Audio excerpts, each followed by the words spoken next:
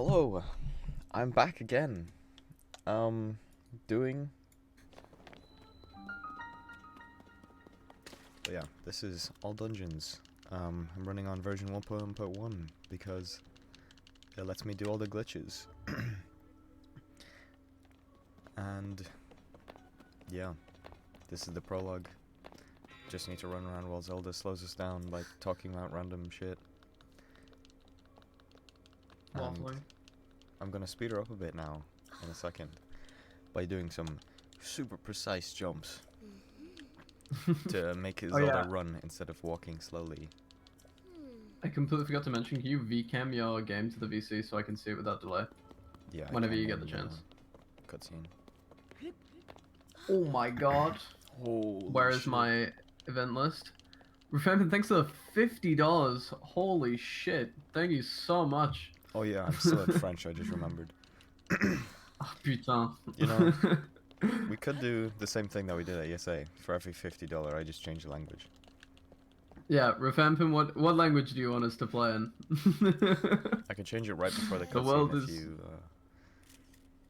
answer quickly. The world is your oyster. But yeah, thank you so much for the $50. Of course, we appreciate it very much. Thank you very much.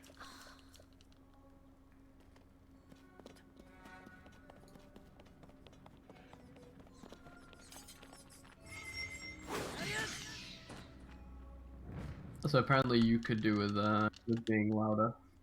Ah. English? Okay, I will change to English because I'm still in French.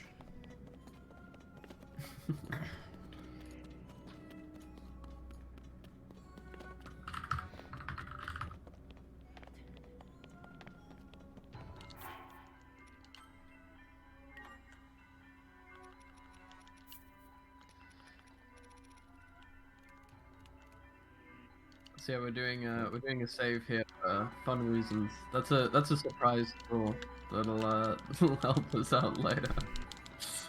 I should get up my comm notes again, so I can read from them. Because I still definitely need them to explain some glitches. Are there any mods in chat that can make a message and just say that every $50 donation can change the language and pin it? Not me. Also, throw on your VCam when you get a sec. Oh yeah. Just letting you know I'm watching your Twitch clips right now, and younger you is such an insane thing to see. Yeah, I'm probably a lot more British, and a lot more high-pitched. Like, my voice is probably the thing that's changed the most.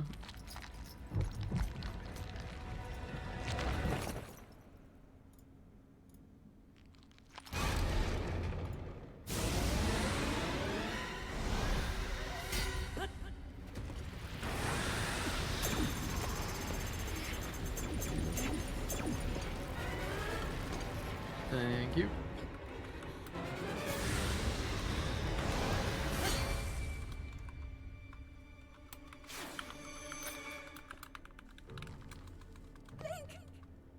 Was that the sword that seals the darkness? The blade that shatters so easily against my power? Weaker Kyle. It took like forever for my voice to actually drop. Like I used to be, I say known for it, bullied for it. when I was in high school. Rauru placed his faith in you. So yeah, I'm a lot happier with how my voice sounds nowadays. Also, is your PC struggling with the VCam on? Potentially. If it is, then feel free to just turn it off. I'll just talk with some delay. That's all it is. It's probably better that the game is in 60 FPS than anything else. Yeah, it looks a lot better now.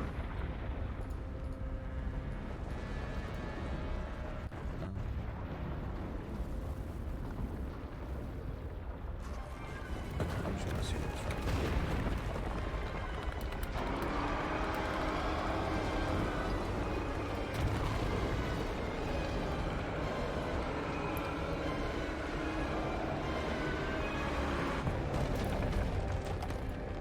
I thought there's all those options, and during the TRTK run we literally said French and Yeah. German. I swear like all ESA viewers and goers are just either French or German. True. There's like no Spanish ESA goers. Like Rodeo made that tweet. Is like Spanish community pick at ESA, and it's literally just him.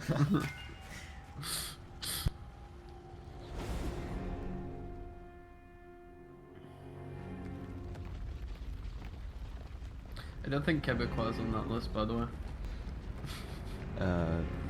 Is it? Unless I just can't read. Yeah. Might be Breath of the Wild options, but it's close enough. Yeah. It's fine. Nobody wants to listen to fucking Quebecois anyway. Okay, so now that that cutscene is over, I'm gonna be doing a very difficult skip called Cog Skip, and not Cog Skip Skip, because that's a stupid name. And it's just a very precise jump with backwards momentum and a nice like attack with my sword to just allow me to move backwards even further. Yeah.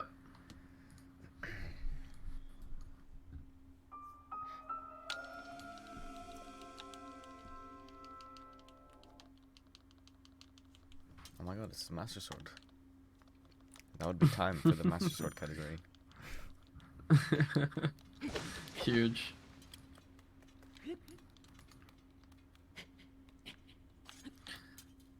But yeah, what this skip allows us to do So, is it skips the 40-second cutscene of activating the cogs and opening the door, and Neil gets it first try. Holy shit, my goat. that's 2 marathons in a row that I got it first try. Easy. Yeah, it allows us to skip the cutscene of activating the cogs, and also allows us to get wings at the top of the island, which is going to allow us to do void warps later, which we'll explain when we get there.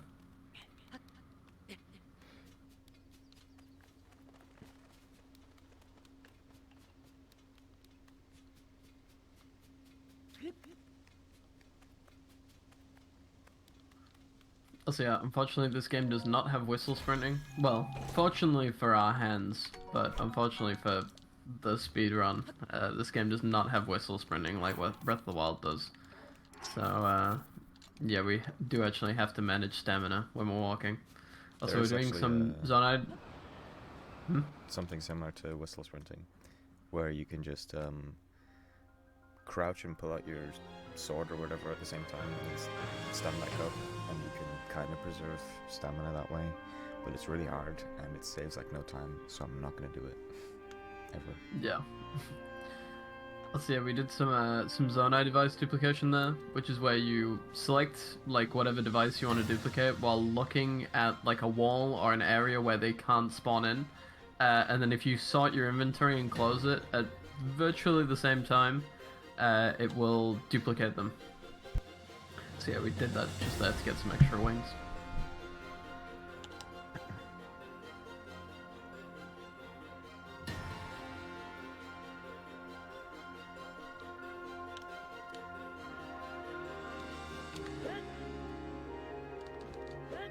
Where's my cat now? So yeah, this is a milestone jump, which we thankfully didn't die to this time. Yeah, it's basically where you you do a dive and then cancel it by doing like a slam basically, and then you can cancel the slam with a dive again. Like you basically just do the 2 moves over and over again, and it allows you to move slightly forward while in free fall. And yeah, that's also the only point in the run where they're used, because there aren't many places in the run where we jump from a huge height and land in water.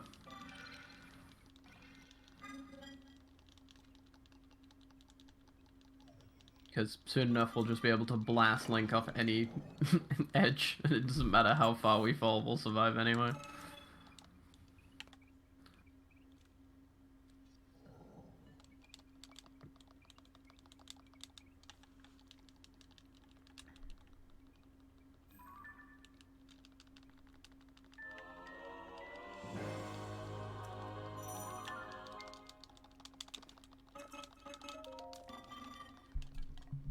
gonna try this wing drop again, but I do not have very high hopes for getting it. Because it is very difficult.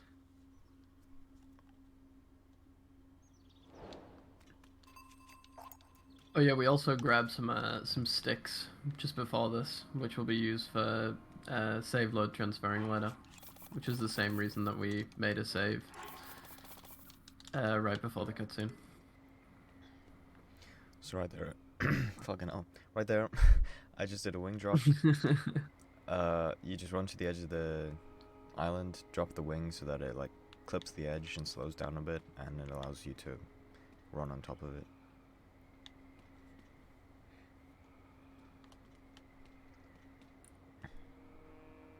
Yeah, and we're going to be doing a Void Warp here. So the reason that we want to stay on this wing, even once we've landed, and also spawn another one just over there, is because hopefully once we finish the cutscene, we'll still be stood on the wing, which means we haven't touched the ground since we were up on that big area, which yeah, we managed to do successfully. And then Neil's just going to send Link flying off the edge. And basically the game always remembers the last place that you were grounded. So that was all the way up here, where we got the parapet. So it allows us to Void Warp all the way back up, which saves quite a significant amount of time. See another wing drop there.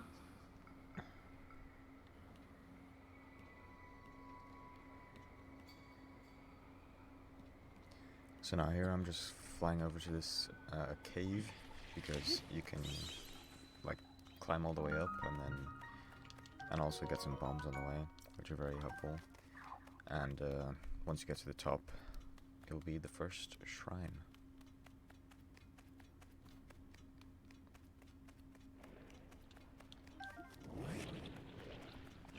Yeah, bombs we can attach to our shield, which allows us to do insanely high jumps, which is used for quite a few of the shrines on the Great Sky Island. And there's also some fun strats with bomb arrows as well that we'll see in a bit.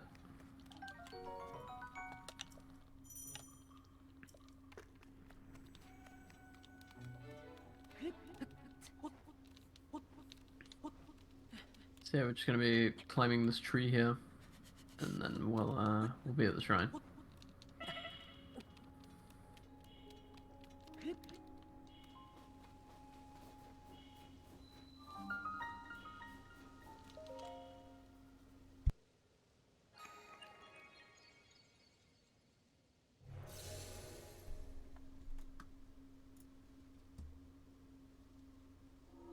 Yeah, there's not much interesting about the shrine, but I mean it still looks cool if you haven't seen the game before, because you do get an ability from it. That's basically how all of these 4 spoilers shrines work on GSI, is that it teaches you how to use one of the abilities.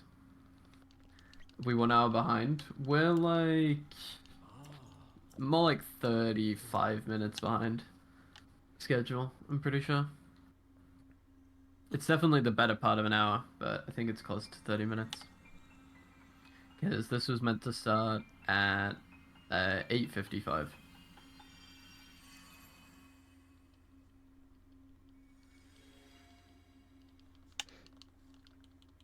Also morning, honey. So this is the Ascend Shrine, which gives us the ability to ascend, which is just swimming through ceilings with not many limits, really. Like, you can just swim from the very bottom of the world to the very top, basically. Yeah, we now have the ability to rise, which we'll also rediscover later when we meet Burrow for the first time.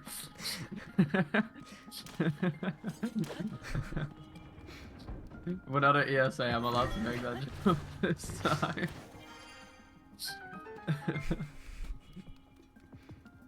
Also, yeah, we got the robot to shoot out one of those ropes there to jump the bridge, and then we hit the other one. Oh shit. That was completely by accident, by the way. Like, the robot shooting that broke. Oh, was it? Yeah. I was just trying I to know. avoid I it, know and we it just shot tried. me. Yeah, I know we tried to do that for a time, but we just ended up getting fucking killed. Yeah. So we stopped doing it. But I wasn't sure if we'd like gotten good enough nowadays to like start doing that again. Yeah, no, that was completely unintentional. But even if it Fair was enough. possible, it wouldn't even save time because we're like on a cycle for that platform that I just fell off. Anyway. Yeah, that's so true.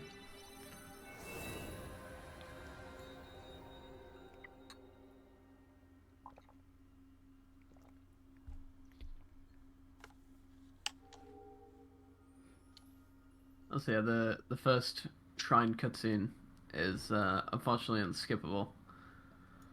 So we'll be watching it in its entirety.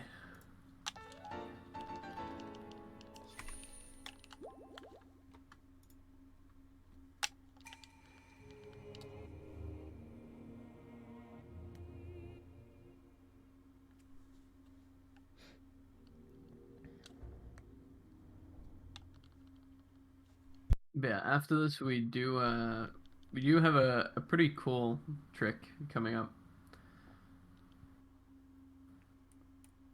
Which is the battery throw. So basically, uh just off the edge here, there's some water. There's a little Zonai dude who gives us the energy cell, which is what like powers all of the like items that require energy, like all of the Zonai devices, um, it's covered by a cloud. like rockets and such. And so yeah, Neil's gonna wait for this cloud to pass, so you can see where he's throwing it. And he's gonna throw this wing orb off the edge, and it should hopefully land next to the Zonai dude. Yeah, and we'll start the cutscene. And it will give us the energy cell without us having to go down there at all. Actually saves like about 20 seconds, so Yeah, 17. it's pretty damn worthwhile. Yeah. And the reason it saves time is because after this shrine, or whichever shrine you do second, you get a 30-second long cutscene which gives you the battery. So just getting it in a different way is just faster. Yeah.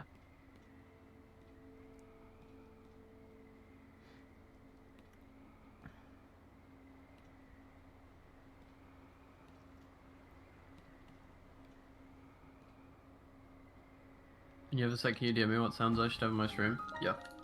I can do that right now. Donate.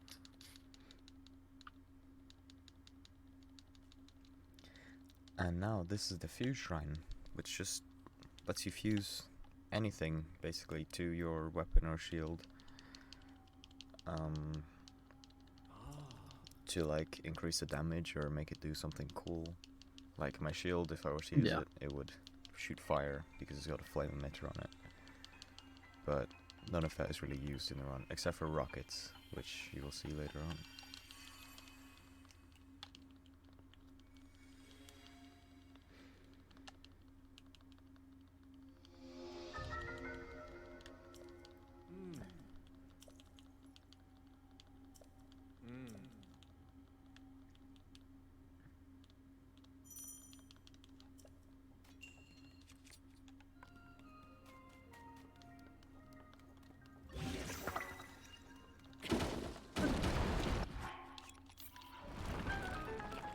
Yeah, we just break through this wall here, and then we have a pretty fun bomb arrow shot here to get this chest to come over to us.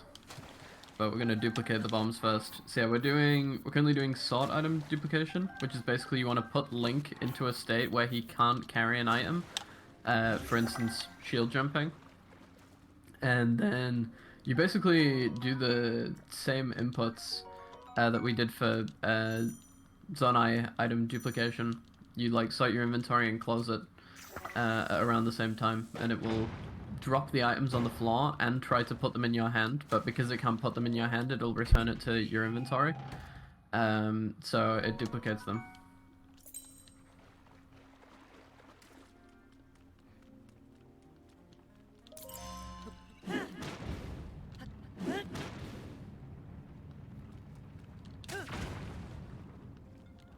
And yeah, we have to wait for this door to open.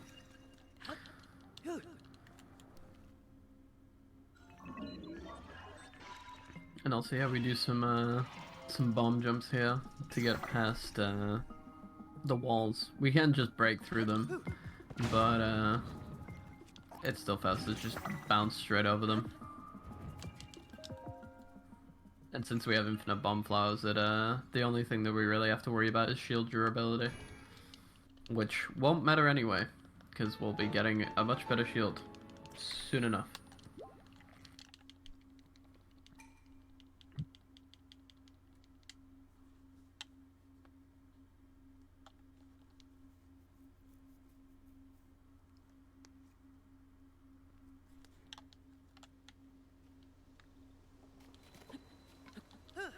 So yeah, normally we'd get a... Okay.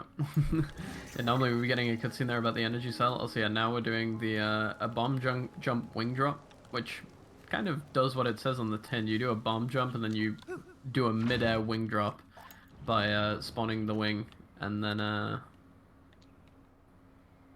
yeah, landing on it. Just so we can cross this lake, because you can't swim across it. You don't have the stamina for it. Yeah, we also turned the wing into a bit of a raft for the end of that.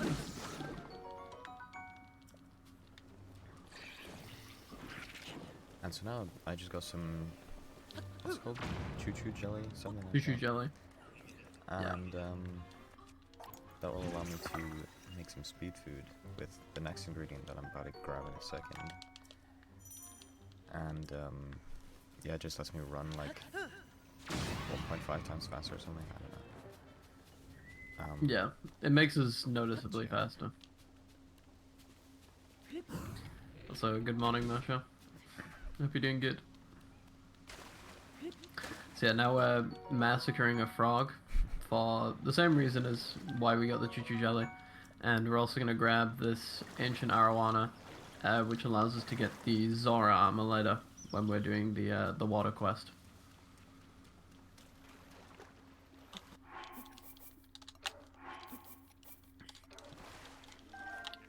Neil's kind of quiet. Yeah, you might want to turn yourself up again then. Yeah, I can do it in a sec. Yeah, no worries.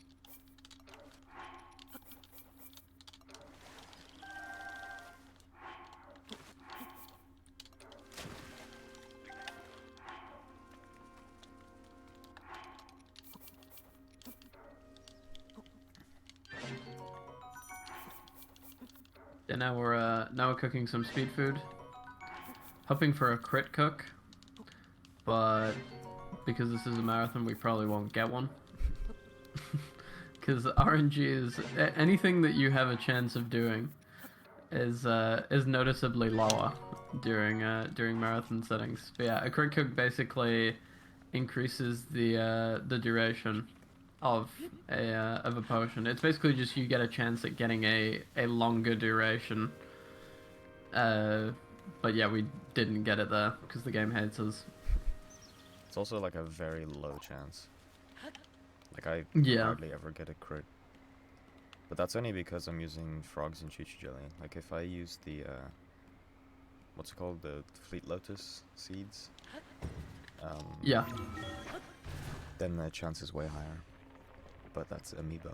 And I don't do amiibo anymore.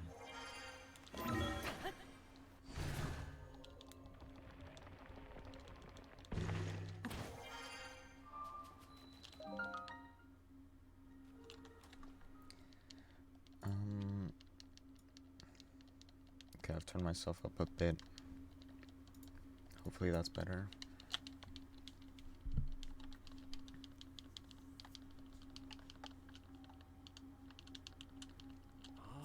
And I hope my controller spamming is not that loud.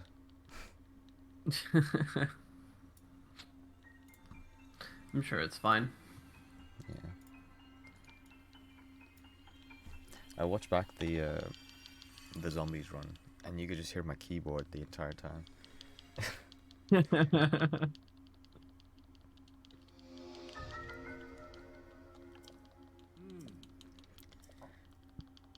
So now I'm about to do a glitch that I don't fully understand, but I know how to do it, so that's all that matters. Yeah. Yeah, we have like a full like write-up on this, which I can read out while Neil's doing this. So what we're doing right now is save load transferring. If you bomb jump to a specific spot within the shrine, it basically shares the same coordinates with the spot where we saved just before the intro cutscene. Which means if we do, so we do the save load transfer by dropping a stick, switching to the other file, dropping the. See, I've already lost myself. I'm just reading. I'm just gonna read the whole thing out.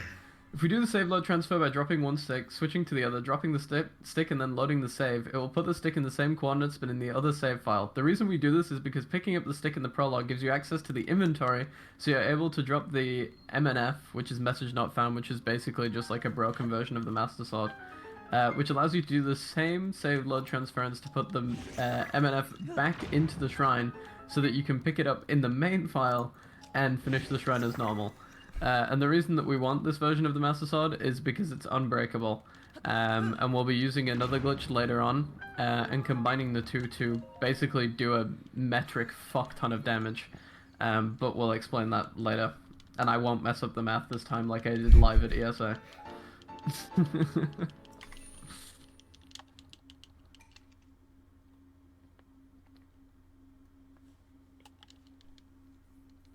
But yeah, that was the third of the 4 shrines that you're doing on GSI.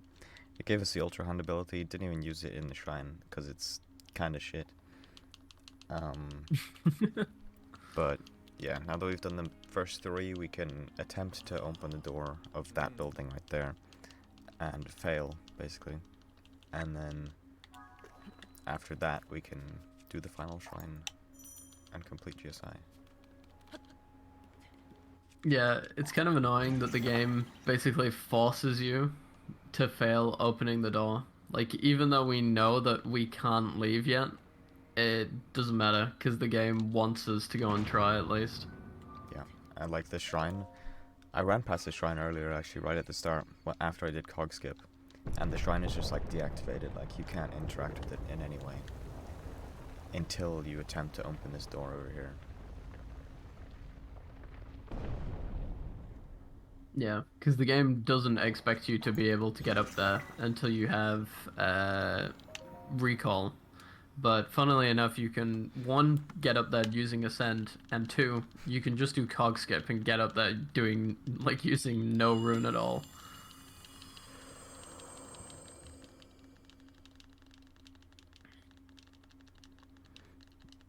And so yeah, that right there, this cutscene, is what gives me Ascend, instead of the usual, like, start of a shrine.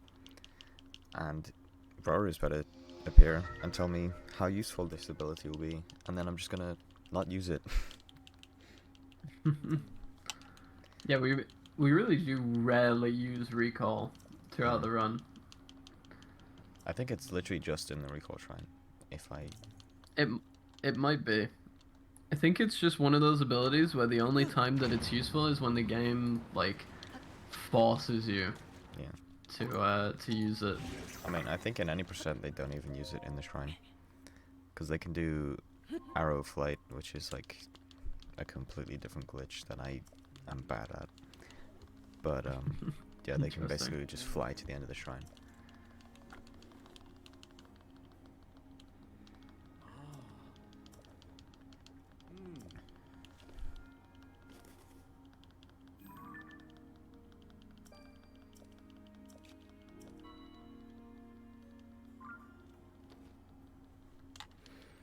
And so right there, Rauru just gave me the ability to fast travel,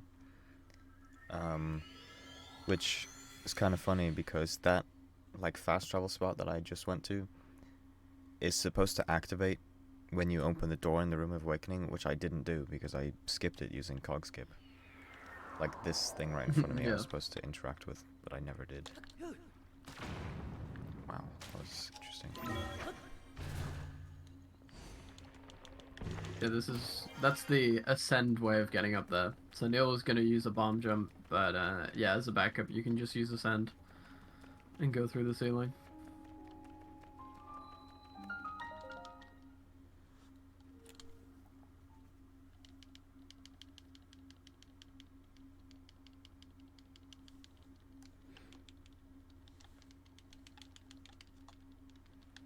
So it's actually kind of impressive how synced you are with the notes right now Am I- in terms of time.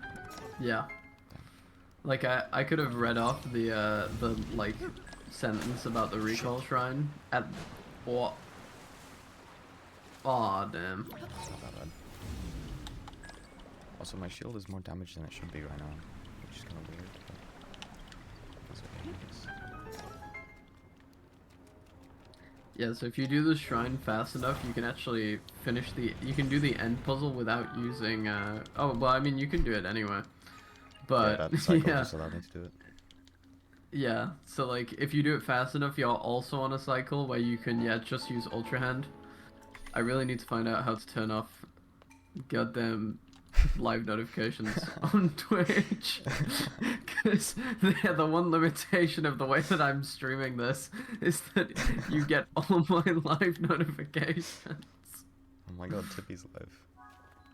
I should just sit here with my mouse like hovering over it like I'm playing Duck Hunt. just to, Oh my just God. to close the thing immediately.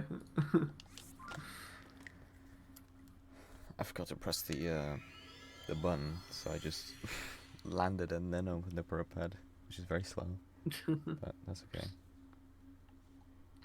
Also, yeah, the reason that we walked outside there before warping, it seems like we just walked there for no reason, but it actually loads the rest of the Great Sky Island faster than it would load it if you warped, and it tried to load it in like during the actual loading screen. So yeah, it actually saves time to just do that little bit of walking.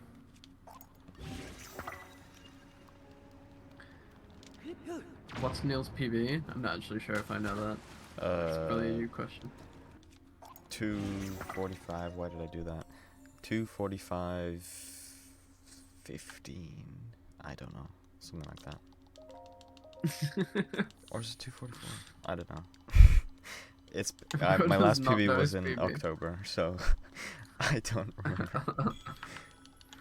I'm gonna take a look.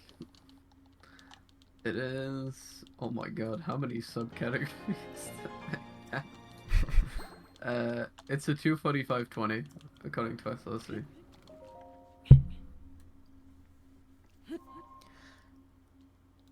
So I wasn't actually supposed to do this bomb fuse, but I think it's okay. I can just remove fuse. I should actually dupe 2 more because I've now lost 2 bombs more than I should have. So I'm just gonna do that right after this cutscene.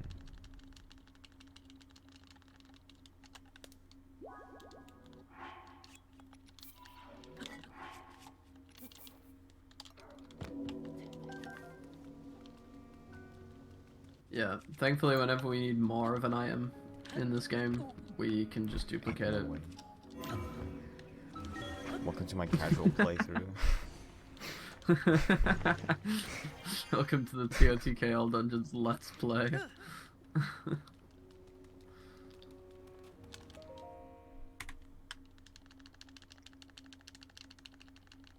And there we go, that's GSI done.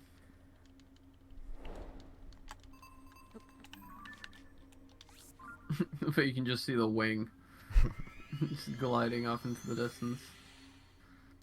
So we're warping to Anissa here. I think literally just because it's closer to where we're trying to go. Yeah, but also, actually, the island that we're gonna go to, it's literally just as fast to fly a wing from where we just were, like, instead of where I'm warping to, but it's a bit harder. So, this is just the easier way to go. Yeah. Also, while we're flying here, we're going to be damaging our boulder stick down to 1 durability. The reason that we want to do this will be explained later, but it's important. That's all you need to know. I will not be doing the full damage cancel this time. Yeah, no worries. Yeah, we did go for the swag at ESA with the full damage cancel, but I think for the sake of the estimate, Okay, never mind, I have to do we'll it. keep it. Oh, okay. Well, Godspeed, There Spider-Man. we go. I did it. My go. I fucked up, so I had to do it that time. But it worked out. Swag by force.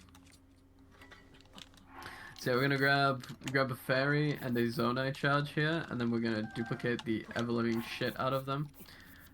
Duplicating fairies, as you can imagine, if you've played a Zelda game before, fairies basically make you unkillable. So you can imagine what having an infinite number of those does. It literally just means it is, I think, actually just completely impossible for us to die for the rest of the run, for as long as we have those. We It can has like happened to me fall once out. before, Also, yeah, though. we Like I ran out and then Yeah. died in army too. Also, yeah, we just did a fuse entanglement, which is basically if you bring up the button to bring up the ability wheel, it has like a little bit of delay before actually coming up. So if you hold the button and then press ZL to fuse to your shield right at the last second, it will do like a pseudo fuse basically, where the game thinks it's stuck to your shield, but it's also on the floor. And this allows us to do what Neil's doing right now.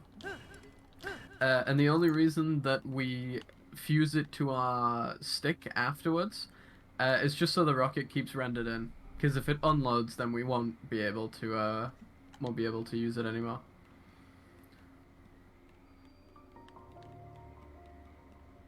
So yeah, it's a very useful glitch for getting around.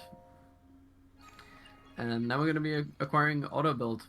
Unfortunately, we do not have Tim Cario with us today to explain why this rune is useful. So unfortunately, you're gonna get an actual explanation of how it works.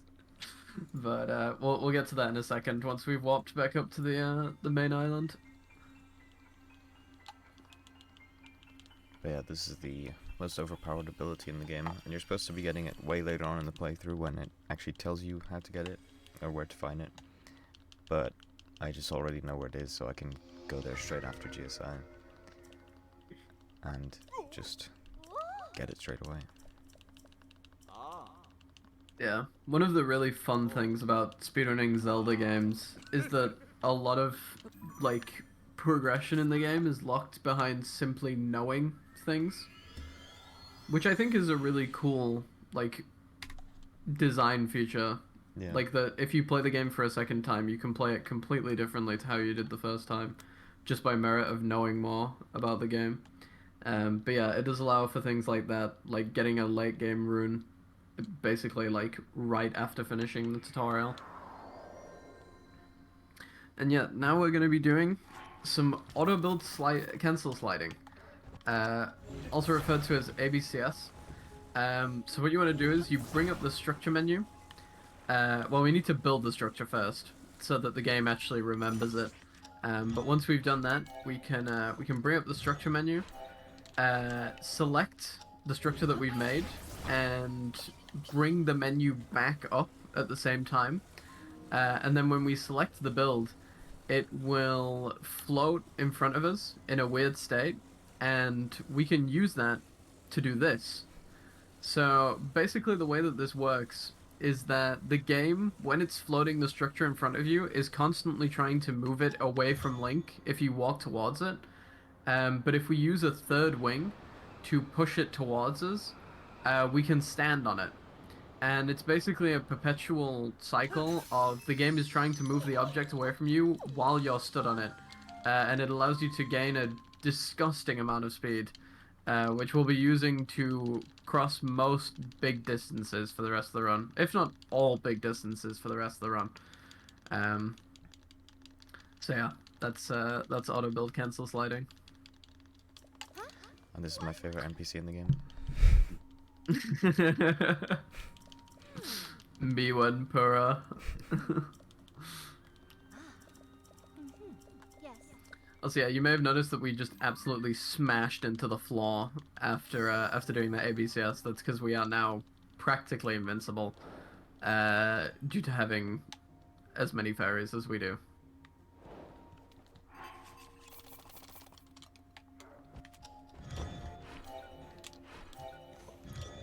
Wow, I did not think that worked.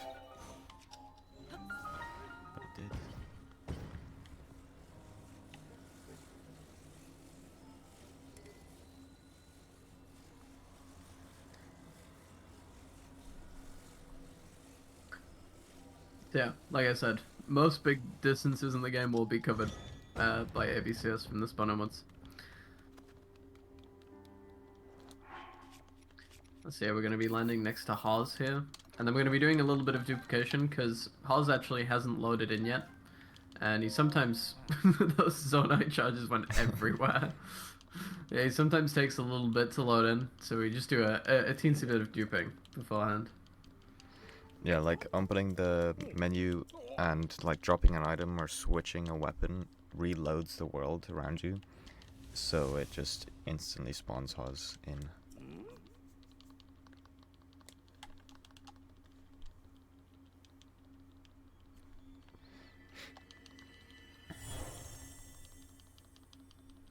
So, oh my god, it's Zelda. Oh my god. Where'd she go? It's definitely Zelda, guys. Trust me.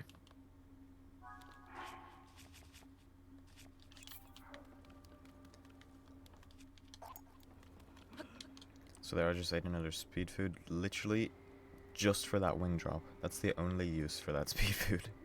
Because all the rest of my movement from now is like basically just ABCS and Pocket Rocket. So yeah, that's 5 minutes of speed food, literally just for 2 seconds of use. I mean, I guess it's kind of used in the small bits where I'm running, but it doesn't save like that much to be worth cooking, I don't think. But the wing drop does. Well, so yeah, speaking about items that we can get much earlier than intended purely by knowing where they are, we are going to be getting the Hylian shield here. Because it's literally just right here. And there's meant to be like a whole quest that tells you where it is and stuff like that. But if you know where it is, you can just go and grab it. And it's locked behind an incredibly difficult challenge. Yeah. So we're going to be doing another ABCS here.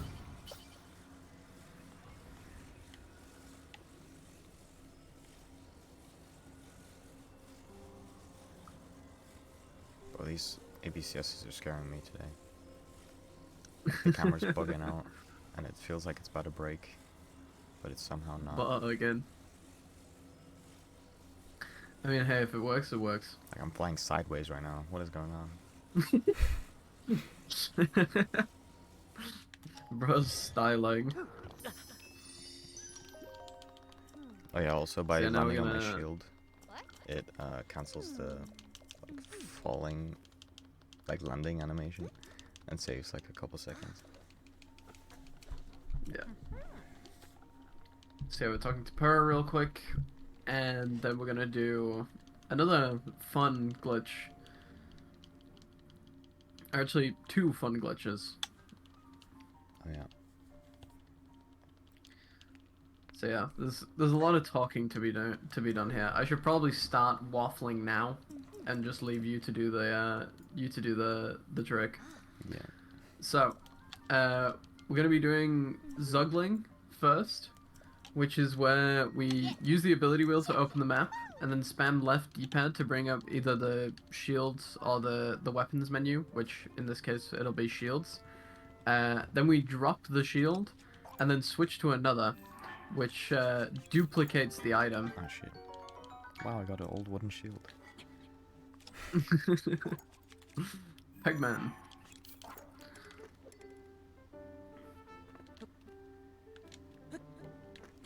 So yeah, I think we...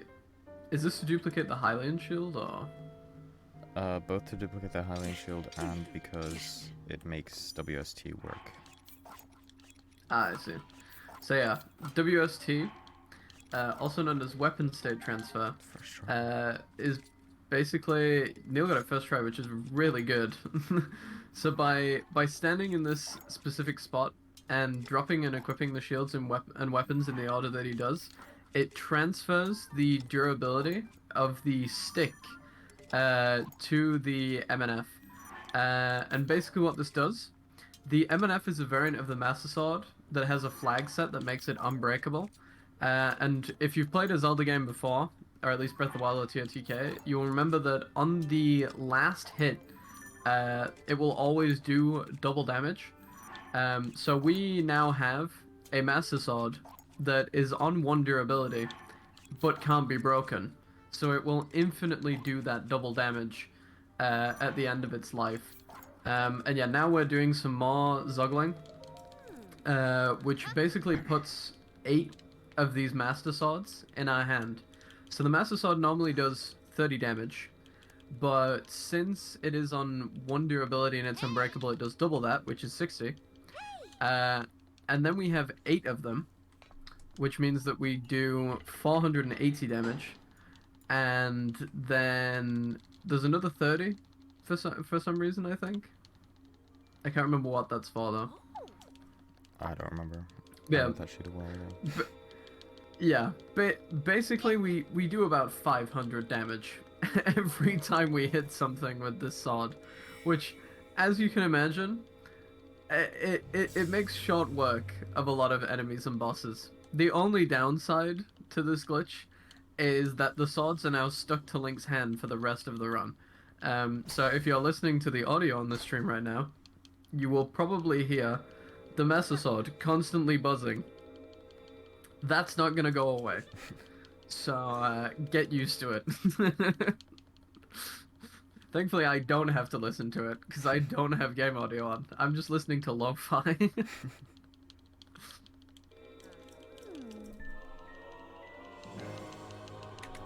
There is actually a mod that gets rid of that sound that someone made, but it's not allowed for actual runs. Yeah, I can imagine why. I mean, you zone it out after a while. It's not exactly an annoying noise. It's just constantly there.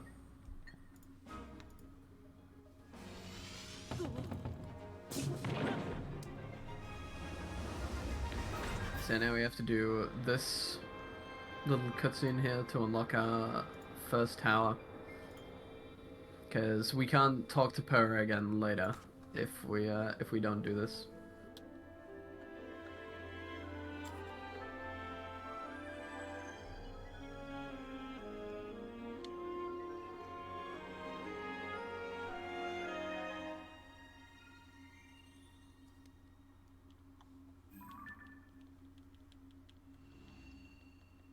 Also, yeah, the Master Sword hilt is like stuck in the parapet for that cutscene. There is a lot of very funny cutscenes since they're all played in game. The Master Sword is always stuck to Link's hand during them, which yeah leads to some pretty funny results.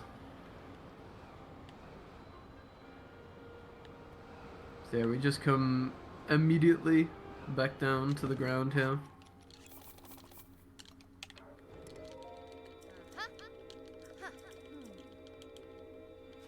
And then talk to Purah. Yes.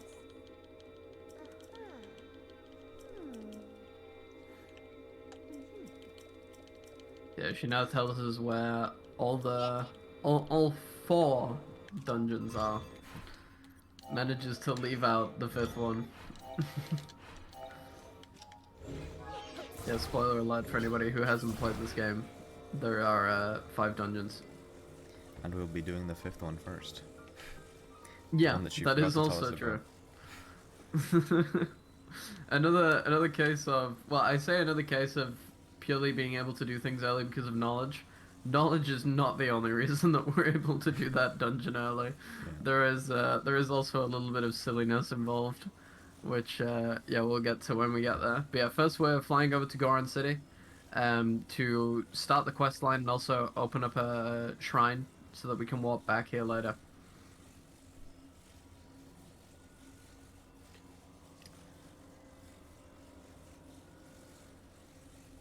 Oh, there's a dragon. I don't remember the names, but the fire one is there. Yeah, I don't remember the names of the dragons either. I just know the name of the dragon. I fused to the correct shield that time. Let's go. Huge news. So yeah, we did another fuse entanglement there for the same reasons as before. Also, yeah, this is a panic blood moon. no idea why that happens. It's just once you go to one of the major like areas, like the towns, the game freaks out and gives you a blood moon animation without, or cutscene without actually giving the blood moon itself. As you can see, it's still a white moon.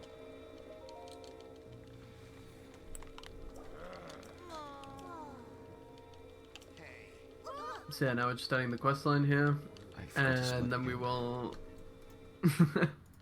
then we'll immediately bugger off to Zora's domain to do basically the exact same thing. Just start the quest line, get a shrine that we can warp to, and then just leave immediately. Basically, they tell us about their problems, and then we wait like another hour to solve them.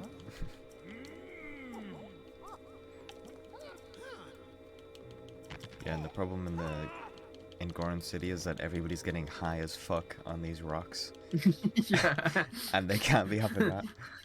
And Yunobo is like dealing them to everyone.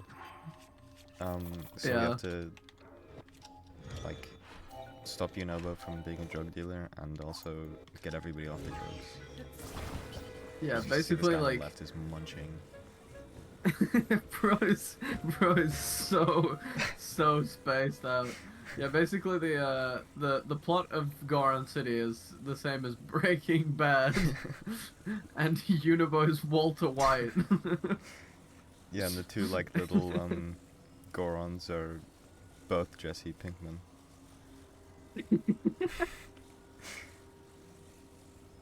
And my ABCS is about to break in about 3 seconds. Or not? Wow, that's surprising. That ABCS Bro's got breaks plot like armor. 60% of the time, or 70% even. Yeah, I got here so fast that Zora's domain was not loaded in.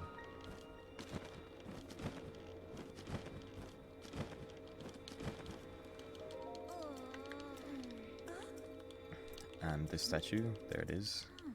Well, not the statue, the sludge is there at least. You can clean it before talking to... What's her name? The green fish? But...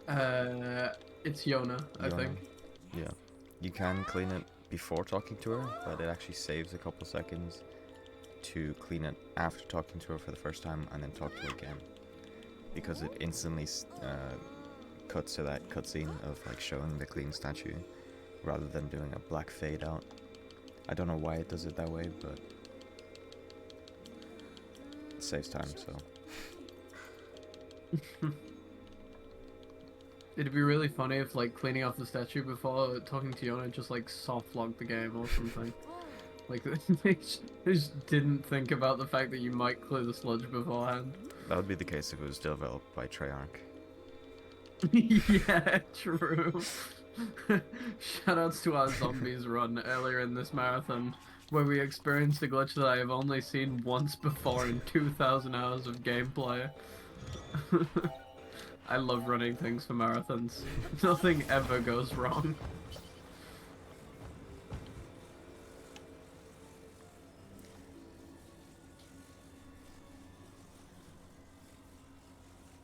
I'm not actually supposed to be holding onto a wing right now, but it should be fine.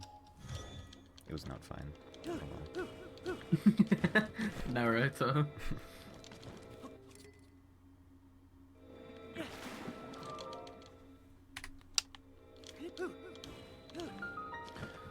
So yeah, the reason that we're just like turning on these shrines but not going in them is because we can then use them as warp points. Thankfully you don't have to finish a shrine to be able to warp to it.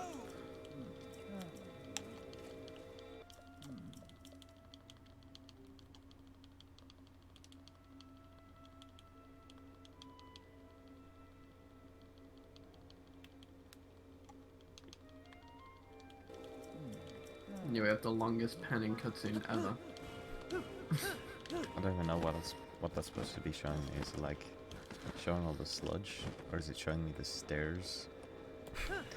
I have no God idea. knows. I never read dialogue when I play games anyway, even casually. I just skip through. Neither. Yeah, listen, if I wanna play something for plot, I'll go watch a movie instead. I am here to game.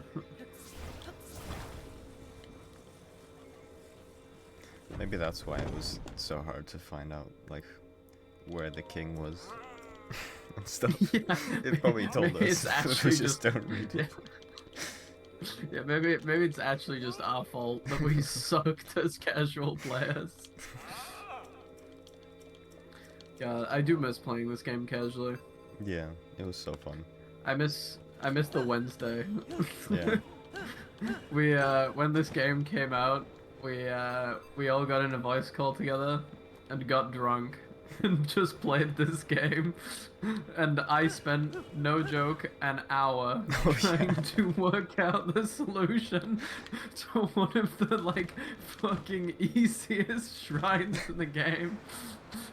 At least so the funny now. speedruns, because Yeah, all shrines now. That shrine's like 20 seconds. yeah. Because you can literally just bomb arrow the thing that you're meant to hit with the ball. You don't even have to turn it around either. Like, you know how the target is facing the other way? You Yeah. can just shoot a bomb at the back of it, and it's done. Yeah, I remember I felt like such a moron when, like, I can't remember who it was. It might have been you, like, came into the shrine and solved it in like 10 minutes. Yeah. That was me. But yeah. Good times.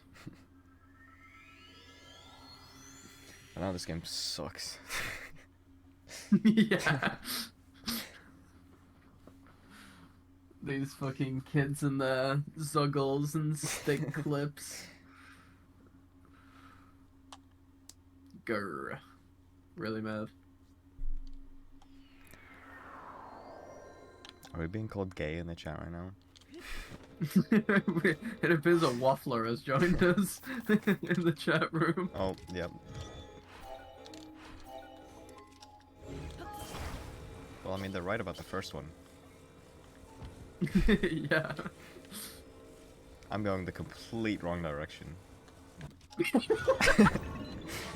Where is bro going? He stole my wing!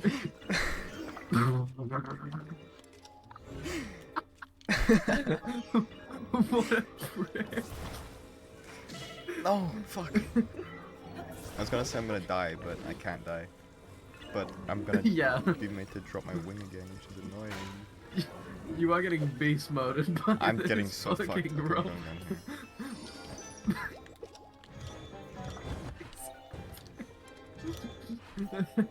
I love how that short fall actually would have killed you if you didn't have a fairy. Hello, pick up, please. Okay, crisis averted. Can't believe I just got robbed by his own eye. Yeah, the fact that he stole your wing is actually comical. Like, he could have just like shot you or something, but he like actually took away the thing that we needed. The split would be done by now, but I got robbed instead. You can't have shit Where? in GSI. Am I? What the fuck? Am I up? Oh, I'm too high. Okay, I was on the complete wrong cloud. Where is bro? You'll seem like you're having an amazing time. This game is just funny. I'm about to get There's struck by some- lightning. Never mind, I'm fine. So much stupid dog shit happens in this game. It's just so fun. Alright, so now we're gonna be doing a stick flip, which has a chance to crash the game. Hopefully it doesn't. Basically, yeah, basically, we There's wanna an instruction like in auto that. build cancel. Never mind, I'm fine. Oh god. Yeah, so we auto build cancel the stick through the wall, and then we mount it, and we can basically use that to clip. That's a very simple explanation of how it works, but yeah. 2.1k. Yeah, the donations have been absolutely insane. Shoutouts to fucking Panzer. Like, look at Yeah, the bottom of the Panzer's the screen fucking right goat. now. it's just all Panzer. But yeah, shoutouts to everybody who's donated. It's been really cool to see people coming out in support. Also, yeah, the reason that we're sticking the mask to a rocket here is not because the rocket's going to actually do anything. It just turns it into a structure, which means that we can use ABCS to basically just have the mask follow us to where we need to go, It rather also than means like. I can set up another part of the rocket down here. Yeah, true. Okay, there is a use to the rocket then. My bad. Also, yeah, this is the first time you get to see the sheer power that that the MNF has. Like, we completely murder that Lionel. Yeah, the Lionel used to take 20 minutes back in the day. Now it takes like 5 seconds. Yeah. Back in the day, that Lionel used to be like the scariest part of the run, because we didn't have fairies and we didn't have super overpowered weapons. We literally just had to do it. We literally just had to do it raw. So, yeah. I'll say we're also going to be doing an unknown item duplication here. Basically, the way it works is that we pick up an item for the first time. We unequip our current bow, pick up the Lionel bow, and then we open up the inventory, sort our inventory, and equip the wooden bow, and then we drop it. And if you do that in that order, it will duplicate the bow. Like, the wooden bow that you drop onto the ground will become a Lionel bow.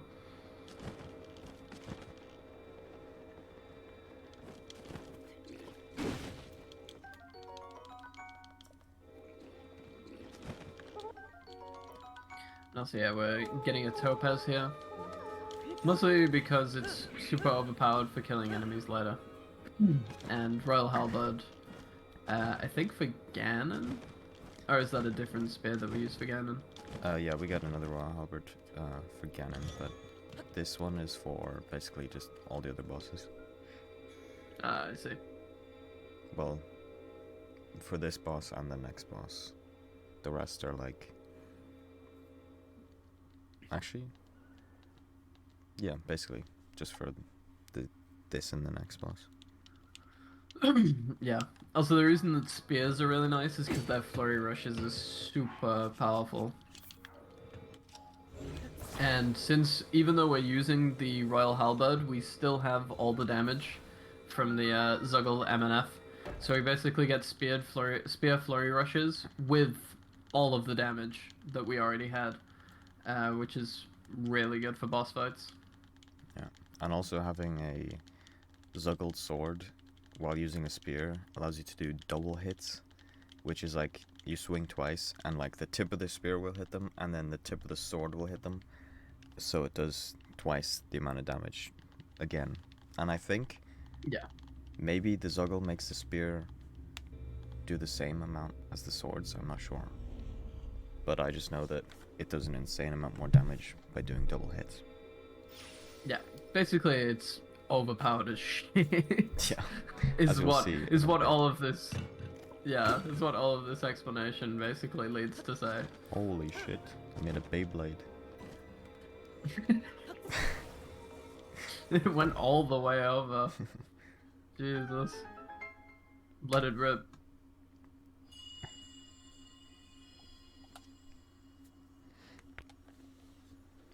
So this is Minoru. She's gonna ask me to rebuild her robot body, because she was a bit of a dumbass and put them in 4 different buildings, like miles apart from each other. My name is Minoru. But I am the yeah. Sage of Spirit. I am happy you have arrived. At last we can speak with each other. Unfortunately, Yeah, thankfully no Fuse longer have Entanglement body. is very nice for this section. Without a physical form, we cannot yet speak face to face. But yeah, this is Do you see one the of 4 the storehouses more in the air? boring parts of the run. Yeah. But as of somewhat recently, well, like quite a few months ago now at this I point, would but ask you to visit each of them in and terms of assemble a like body for me. how many runs I've done since it's been a thing, it's kind of recent. you can now basically skip This is any no of quest these for you, Loyal swordsman like to part Zeta. depots by just jamming the door so that it doesn't close, which is useful for 2 of the 4 depots. And the only reason it's not done in the first one is because I need to get rockets here, and then the second one we use it, the third one we use it, and then the fourth one is just too short for it to be worth.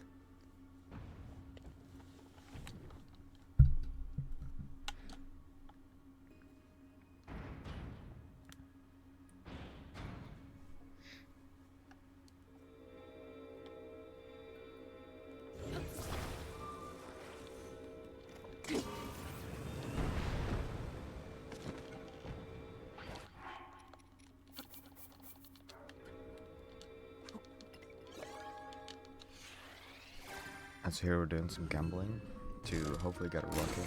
There's a small chance that I don't get one, but I did. So that is nice. I actually got 2. I love gambling.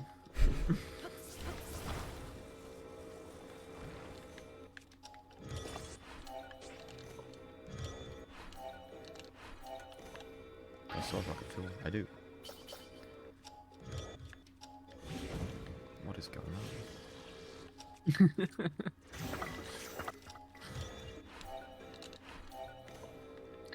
So we're doing fuse entanglement here, and then ABC in order to basically allow us to just drag the part back to Minaret.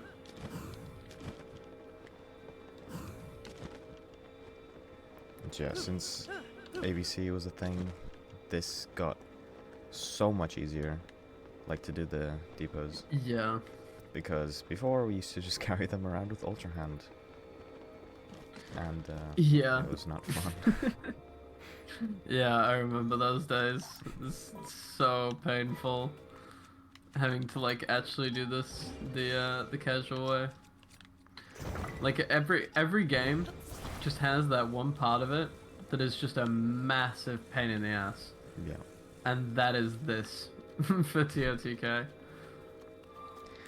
Let's see, this is the thing that Neil was talking about. So yeah, Keep I the just door open. fuse entangle a wing to my shield so that it's like connected to Link in a way, and so when it's in the gate during this cutscene, the game can't do anything to it, because like if it wasn't fuse entangled, the game would just delete the item, but since it's connected to Link, it can't do that obviously because Link is important, and so it just stays there and blocks the door.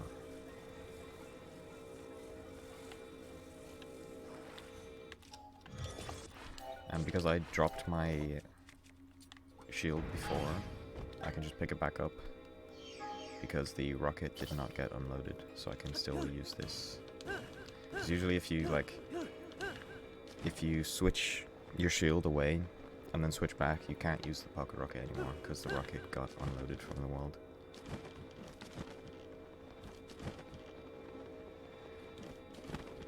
And so now, hopefully, I can dupe without any problems this time. It's caused me a lot of problems at ESA. Okay, there we go. So yeah, now we have 2 out of 4 of Minaru's body parts.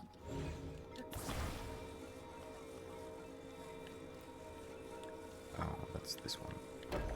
It's kind of hard to figure out which one's which when you have both of them there, because both of the spots light up.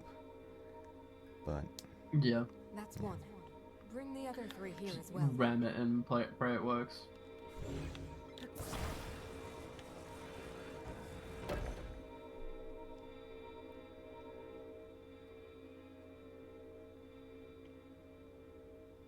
And that's another part. 2 left.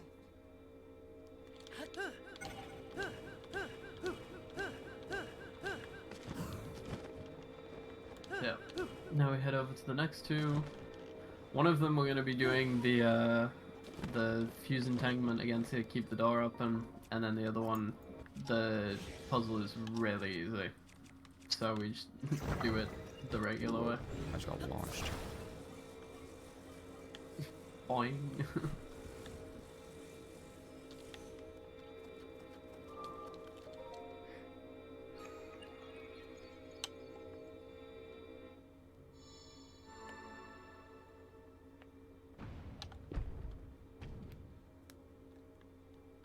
It's kind of unfortunate that Spirit Temple is so early in the run now. Like at least back in the day, you only had to play it if you were on like PB pace. Oh, yeah. Whereas now it's literally the first dungeon that you do.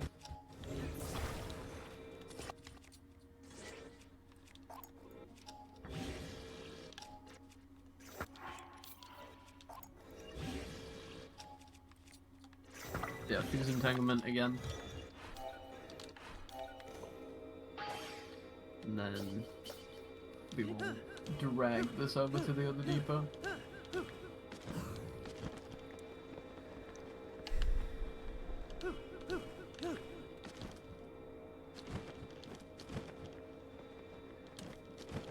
Also, yeah, the best way to change your direction in the air is to just pull out a bow and aim wherever you want to face and just turn Link.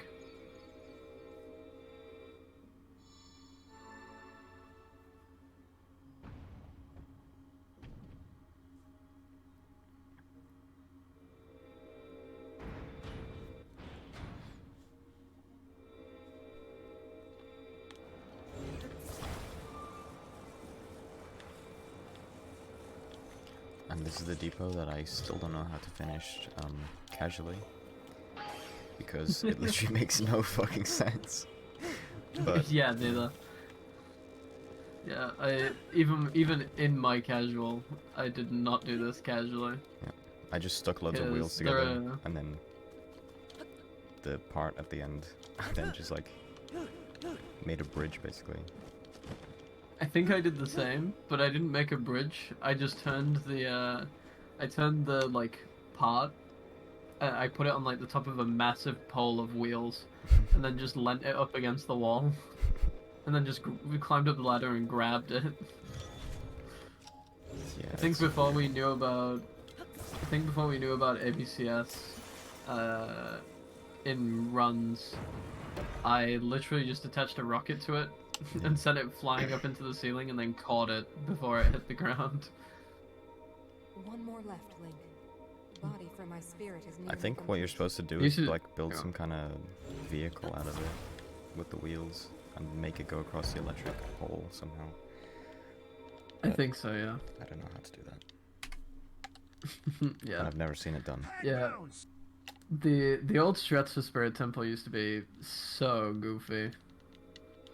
Like we used to use rockets everywhere basically, just like really precisely placed rockets to Now launch only one task the remains. body parts around. We must recover my secret stone. Also, yeah, now the game wants us to walk Should with be Minoru located here. all the way to the Spirit Temple. Please, Link. We Let us don't go have to together. walk with her, but we do have to get on her back at least once to activate her. I learned the hard way that that's the case. Lost a speedrun to it because I didn't get on Minoru's back first and just left.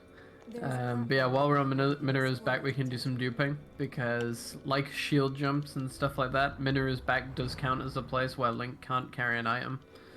So yeah, Now hurry, Link. We must recover my secret stone. it's also actually faster because you don't have to do a shield jump every time. You can just pause and do the dupe, and then just pause again.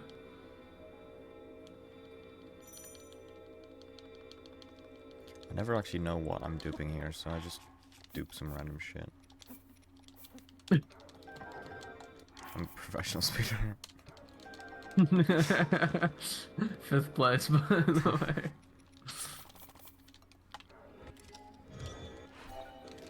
And so now that I've gotten on Minoru's back, she's like just acting as normal and will follow me wherever I go, basically. Unless I go too far away from like the mission area. She will yell at me and say, "You're going too far. I'm just gonna stay here."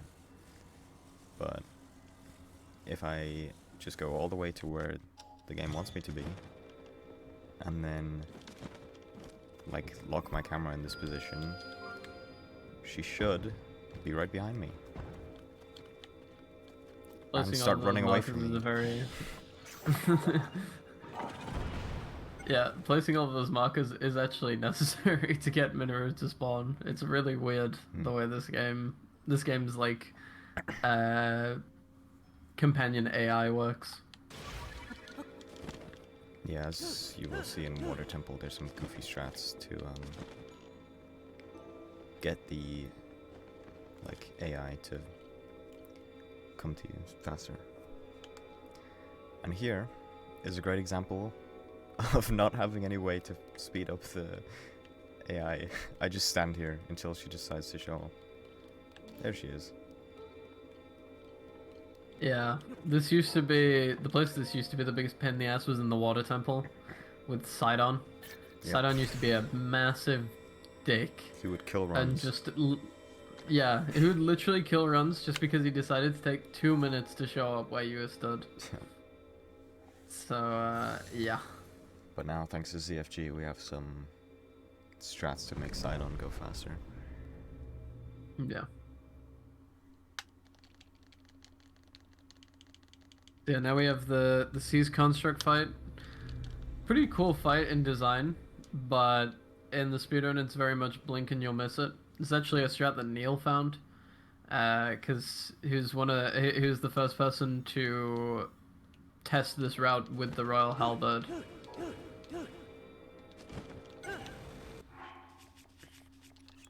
And yeah, normally the game tries to tries to force you to be on Minoru, but because we have fairies, the floor doesn't damage us, so we can just stay in our regular form.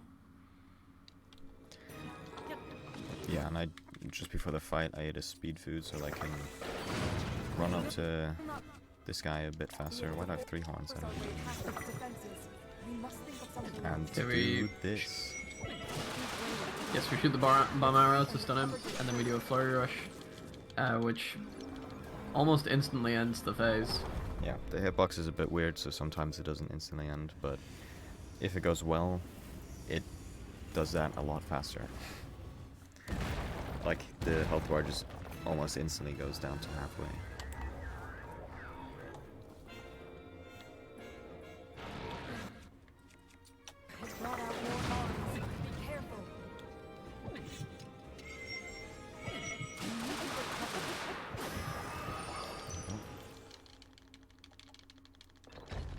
There you go, that's the fight.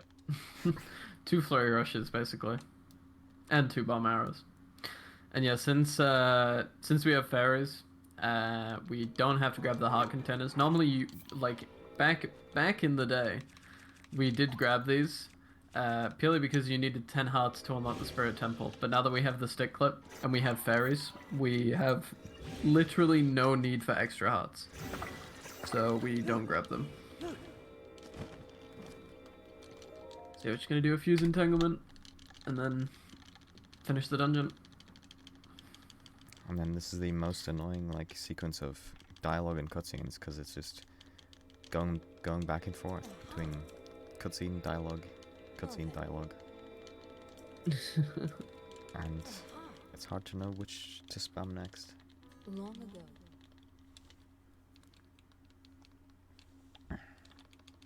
Aha. Well then. Yeah, the rest of the run goes much faster from this point onwards in terms of dungeons. Because obviously we spend like the first 35 minutes in GSI. So, yeah. Things start to pick up now.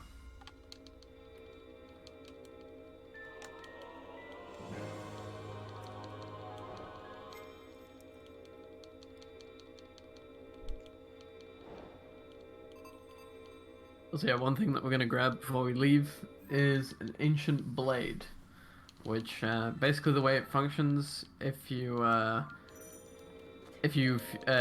put it on the end of an arrow and then shoot something, it will insta-kill it so long as it's not a boss.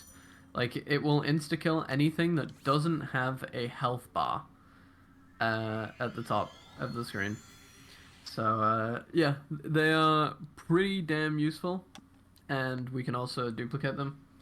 So yeah, that helps for the Hyrule Castle section later in the run.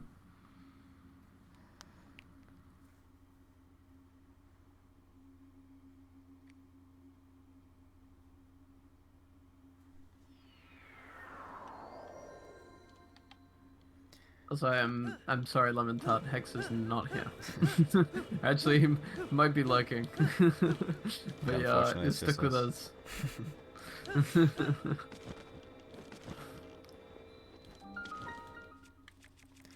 And so here I'm just gonna shoot this water arrow into this water droplet and spawn a beacon in the sky to I don't know, for Sidon to do something with it later. Another really intuitive casual section of the game. Yeah. Definitely didn't have to look at a walkthrough for this.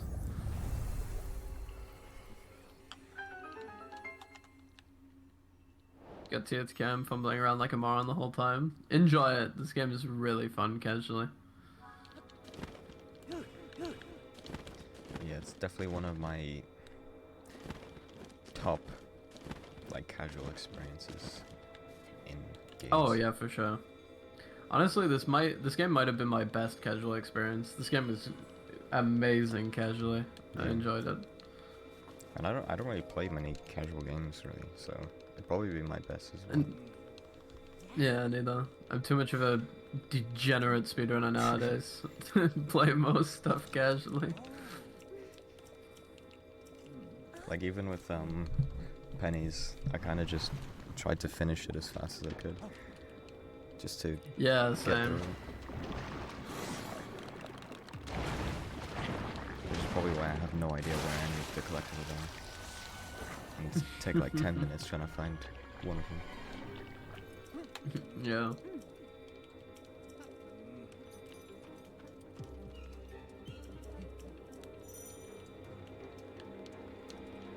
So this is the Sludge Like. It's I have no idea what this thing is, but yeah, we're supposed to use Sidon's ability here, but I can actually just shoot a water arrow at it and then one tap it like that. Literally just dies in one hit.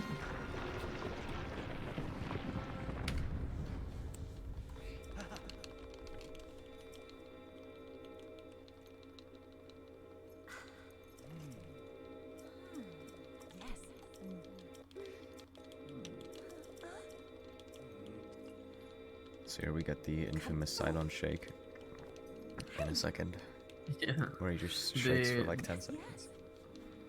The awkward cutscene. There it is.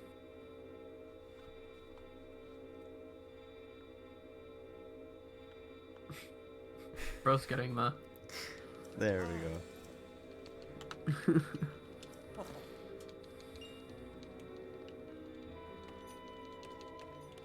It's also kind of funny because he's like, I'm giving this place to you to look after while I'm gone, but he's gonna be gone for like 30 minutes. Yeah, like if that. Probably not. Yeah, Yeah, this actually is way less. yeah, this is where the ancient arowana comes in. So we're meant to go on a whole quest to find the fish, but since we grabbed it right at the start of the run, we can just instantly get the Zora armor.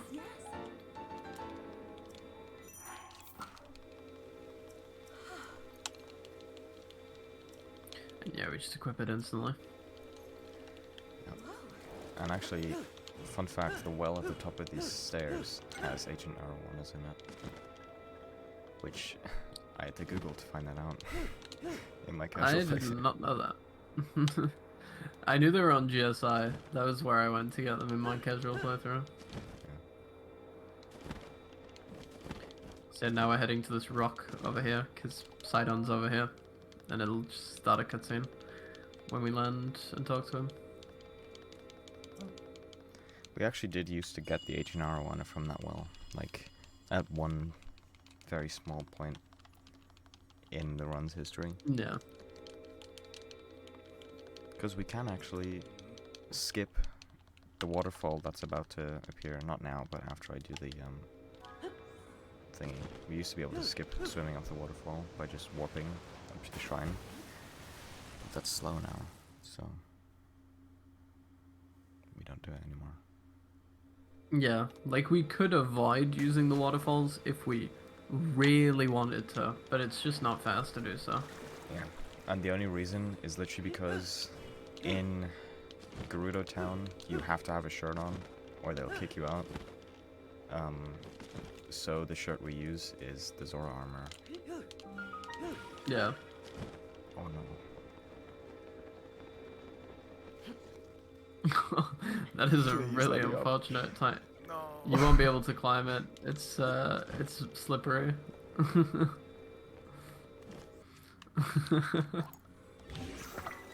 Casual playthrough, I guess.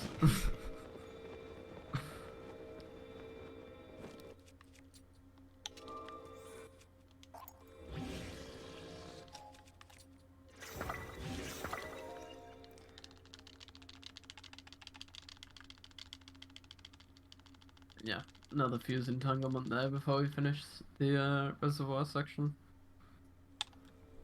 So yeah, here's the waterfall that just appeared for some reason. This is what we could skip, technically, if we really wanted to. By, like, when I flew over to Zora's Domain earlier on in the run, I could just fly up to the water temple and activate a shrine and then drop down to Zora's Domain. But that's like a 30-second detour, or maybe more.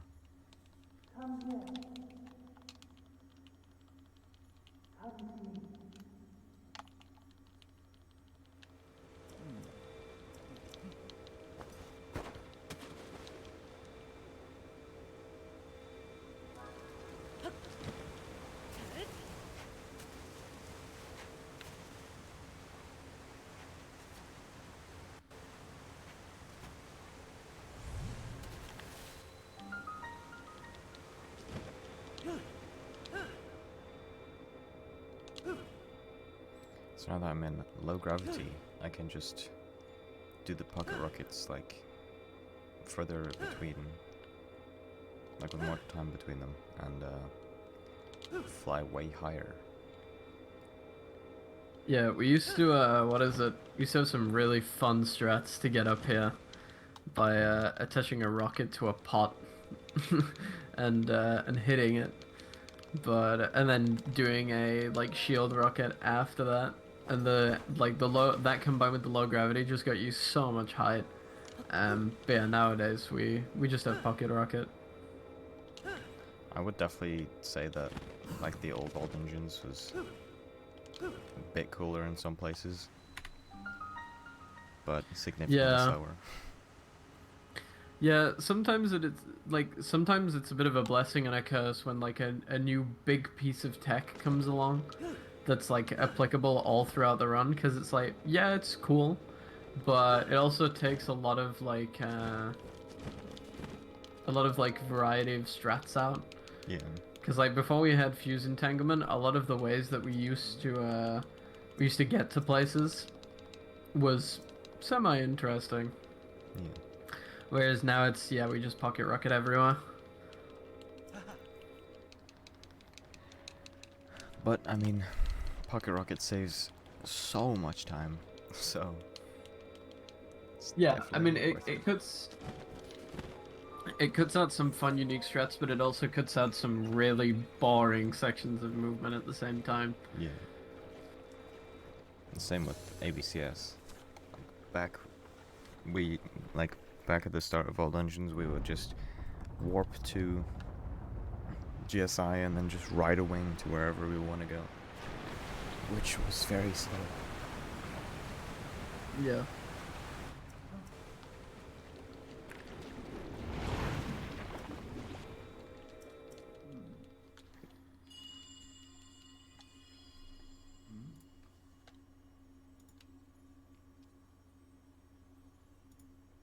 Cherished kin, this is the source of the pure waters of Zora's Domain. Use your power to turn on the 4 faucets and you can collect water here.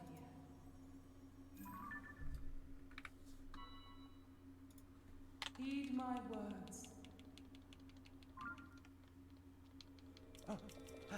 So yeah, this temple used to be one of the most annoying, just based on Sidon's AI, but now it's actually pretty cool.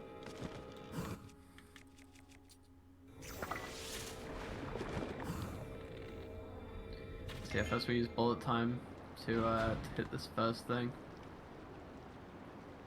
We actually hit the lever before the sludge is even fully cleared off. There's like still a few particle effects left. And then yeah, we want to stand on top of this thing so that Sidon will come over here.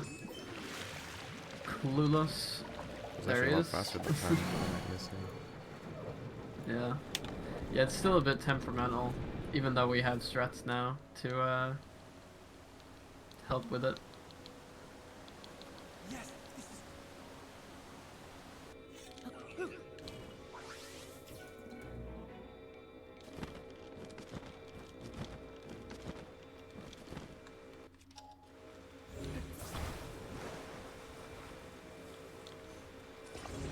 There is actually a way to skip this puzzle that I'm doing right now, but it's somehow slower.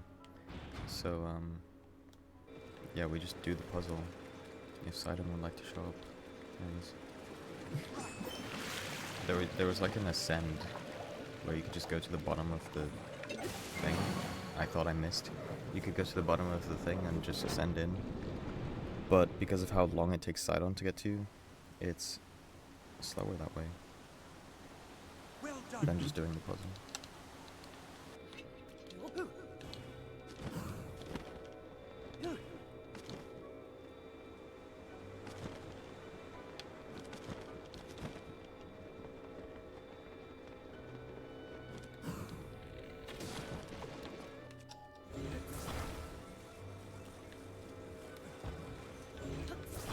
The only reason I killed that choo-choo right there is literally just because Sidon starts fighting it and won't come to me once I'm inside.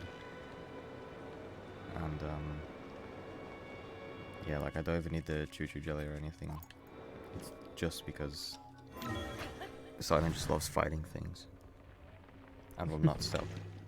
Like, he will not stop fighting to come to you or anything. Yeah.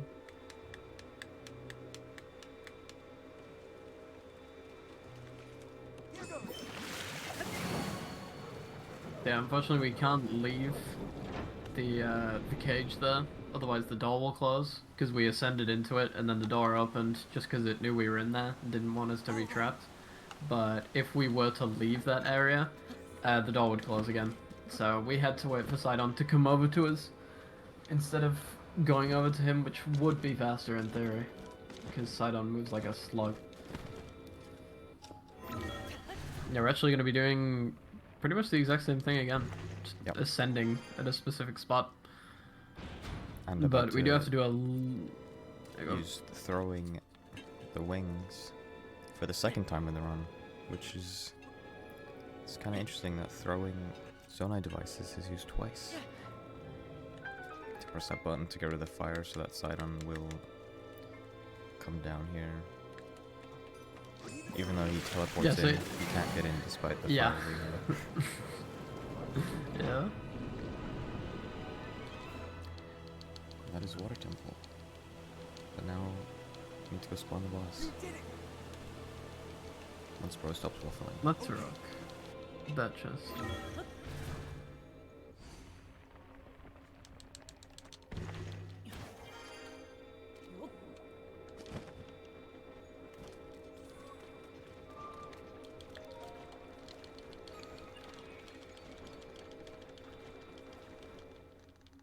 That was actually a pretty good water temple.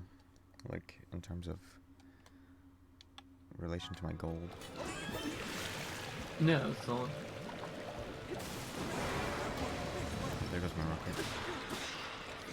If I still had my rocket on there, that would have been a one hit to end the phase. But 2 hits isn't enough.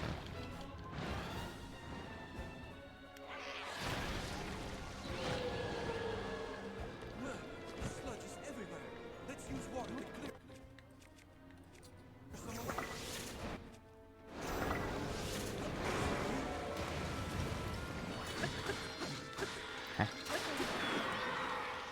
I was just too far from Muktarok, so just the tip of my spear was hitting him instead of the spear and the sword. Very good. Again. So yeah, completely ignoring the HUD again. Just fusing, tangling a rocket, and then finishing the dungeon.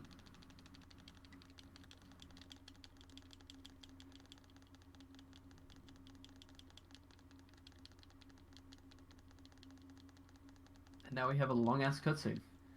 Yep, like 3 minutes. So, yeah, if you want to go grab a snack, now is the time to do so.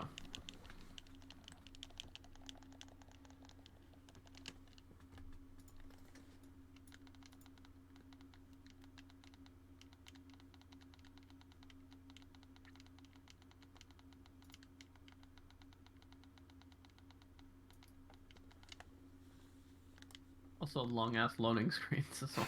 Yep.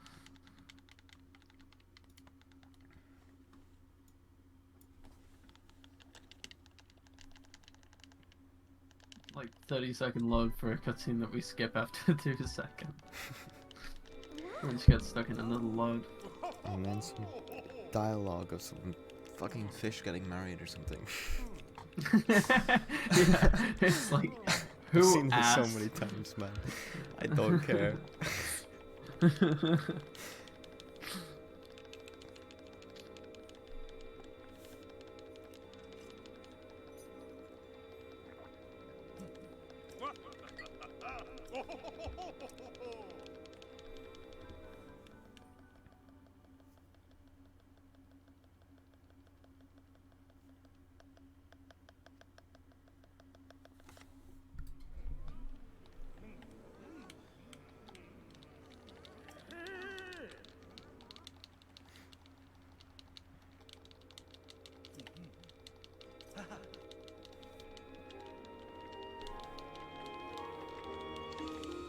I think there's about a minute left. I think it ends at 2:45 on the split, and we're at 2:04 now. So, almost there.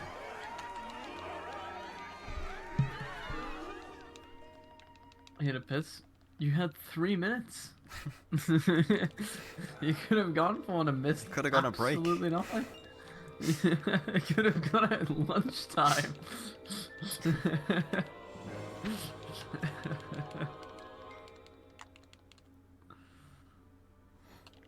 Okay, it's 2:35, close enough.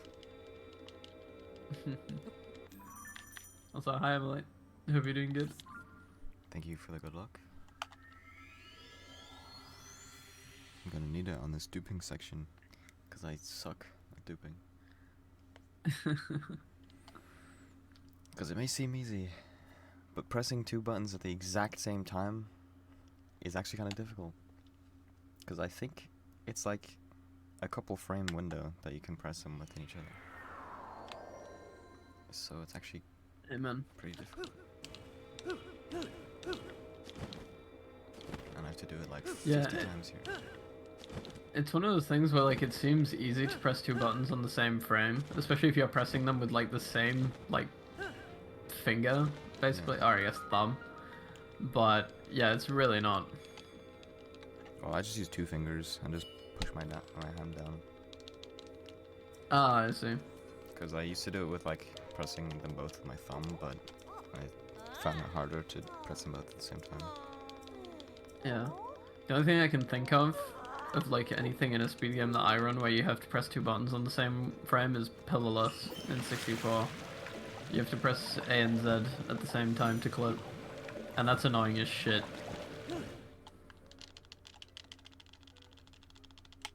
Don't know why I'm trying to skip cutscene, because this is unskippable. Oh my god, it's Zelda, guys. I'll see it. Oh my god. And it's fucking Walter White. And there's his red meth. The Goron City drug dealer. So yeah, we just gotta convince Yunobo to stop dealing drugs by smacking him in the head 3 times. By fucking caving his skull in. Also, yeah, this fight is boring as hell. and is practically an auto scroller, so we just duplicate stuff during it. I keep doing horns, but I don't need any more horns.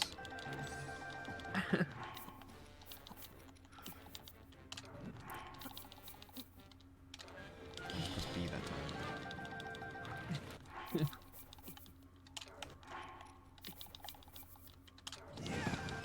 So yeah, here we need to get. Oh no, Yunobo's stuck. Nice. He fucking didn't hit the bro. wall that time. That's crazy. Well, gives me more time to do. Yeah. Yeah, that's one We're of the gonna funny be a things Topaz. that Yunobo can do. Get stuck on Gonna the be wall. a Topaz millionaire by the end of this fight. Okay, there we go. Just smack him. Just bitch slap him.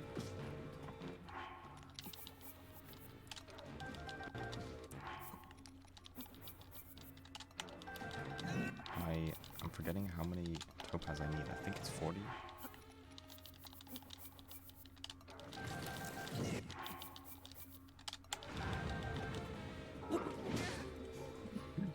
I love the controller sounds during this.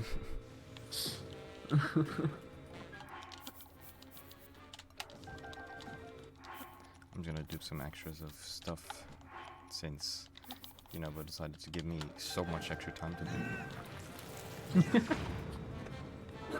He's just such a nice guy. There we go. Yunobo's no longer a drug dealer. Yunobo gave up the life of being a meth kingpin. I think I lost like a minute to gold because of that one extra phase there. Jesus.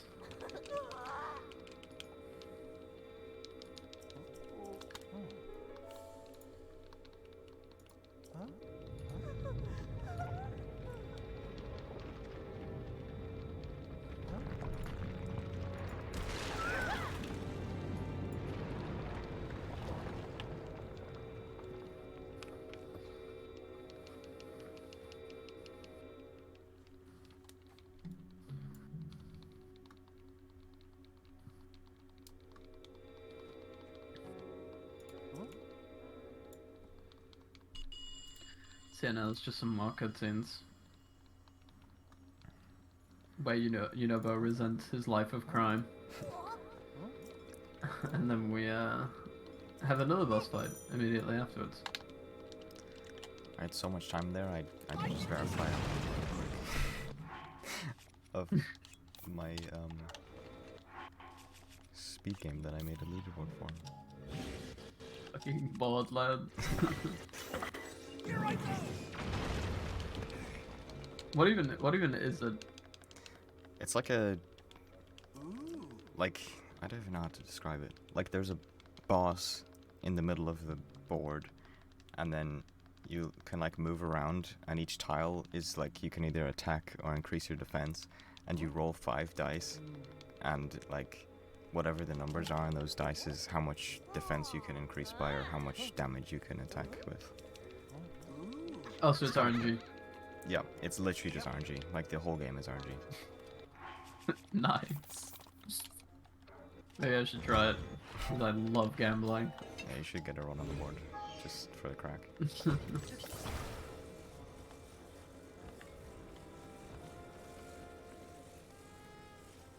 I did remake my rocket fuse, right? I literally just forgot. If I did. I have no idea. I remembered I did. So now I'm just going up to Death Mountain, which you're supposed to do by riding minecarts around in circles around the whole mountain, but you know, I can fly, so I'm just going straight there. Yeah, we're not fucking bothering with that. And you know, just teleport straight Also, to us. yeah, we have a funny scene. We're just sat in the air. Hello? Thank you. Bro's lost.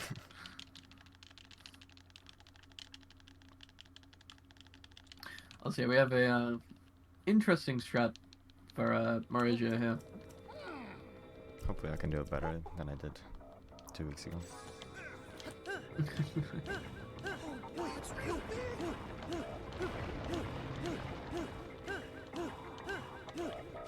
Yeah, instead of flying around on the device that it built for us, we just fuse entangle, I guess pocket rocket, Shit. So to fucking move dumb. towards these heads, get absolutely blasted, and then spawn a wing because Unibo will only go on the front of vehicles, and then we can just shoot him like that. That hit? That's crazy. I did not expect that to hit, but I'll take it. Bro is the goat. And there you go, that's the boss fight. That's sick. That saves about 10 seconds over using the, what's it called? The wing structure. Yeah, it sucks that it doesn't save more, because it's like so flashy. Yeah. It's pretty hard as well. Well, it's like medium difficulty in terms of what strats there are in the run. Yeah.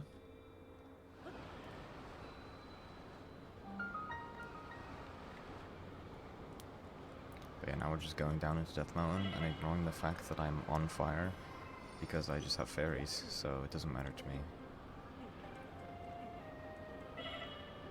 And this reminds me of all dungeons in Breath of the Wild, which is so painful because in Goron City, no matter where you are in Goron City, even if you're on the surface, you will be on fire. And it makes doing anything so difficult. And it's Yeah. part of the reason why I hate all dungeons in Breath of the Wild. Because you have to do this at the end of the run. And it's just so painful. Yeah. I hardly remember my like Breath of the Wild casual experience. I remember doing the lightning like divine beast when I was at a pub. The average UK experience. Yeah, I was literally like at a carvery. Non-UK people will not know what that means. But it's basically like a pub that serves food. And yeah, I literally just had my Switch like in handheld mode, propped up on the table, and I was just playing Breath of the Wild. Truly simpler times. Yeah, my Breath of the Wild casual experience was a single 8-hour session where I finished GSI, or Great Plateau, and then ran around doing fuck all for the rest. And then I speedrun it. I also forgot to split.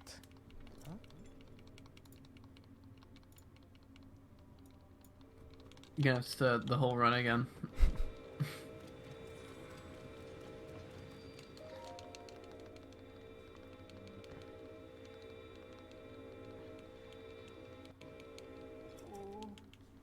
Oh my god, it's Zelda again. So, this is the Fire Temple. It's like my second favorite temple in speedrunning, because the strats are pretty cool. Like, to hit all of the gongs that are required to Yeah. finish the thing. I think this might be my like favorite casually. Like I remember this was I think the second one that I did casually, and I was like, oh yeah, this game fucks when I like got to this dungeon. Like Well, this I is hated like this the 'Cause I was just stuck here to for me hours. this dungeon feels like the epitome of like what I imagine Zelda dungeons to be. Yeah, I just did not understand it at all, so I was stuck here for hours and did not know what the fuck to do. Fair. And I was very not happy about it. Yeah, I did some really goofy shit when I did this casually, cause I just like buffed my stamina into oblivion, so I could just climb like everything. I just like Spider-Man'd my way to most of the gongs.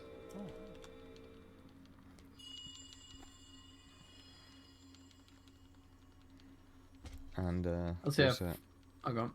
there's a pretty funny thing with this temple. We tried one day to clip through that gate there, and we made it through, and we could destroy the thing on the roof and start the cutscene for the boss. And I was freaking the fuck out. I was like, oh my god, I found a new skip. And then the boss just didn't spawn, and I was soft locked, and it was the worst day of my life. Yeah, that was actually exactly what I was going to mention. I mean, funnily enough, we do still use that clip after we've hit all of the gongs, but the game does check if you've hit them. So it does save like 15 seconds to like clip through the door at the end. But yeah, we do have to do the rest of the temple first. The only thing that it skips is the cutscene. I just died. Okay, thank god it put me in. I was gonna say, you definitely touched the floor.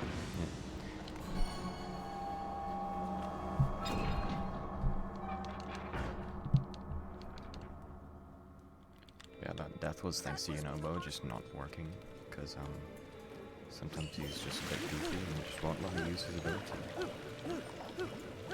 Shutouts. I remember before we did that wing strat to open the door, getting rid of that boulder was one of the most painful things. Then somebody found a way to ascend in there, and I loved that person, because Yeah. that strat, oh my god, it lost me so much time in my runs. Yeah, trying to get Unibo's dumb fuck ass to break that boulder was like near on impossible. Like, we tried the stupidest lineups, Yeah. and like nothing was ever consistent. And I then got to yeah, shoot him eventually.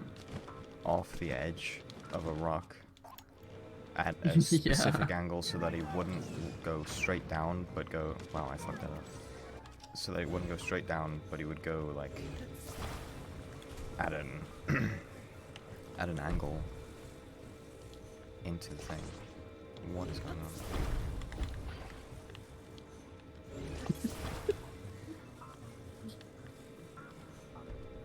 That should work. Where's Yunobo? And then it fell over. God. Nice, man. What is it doing?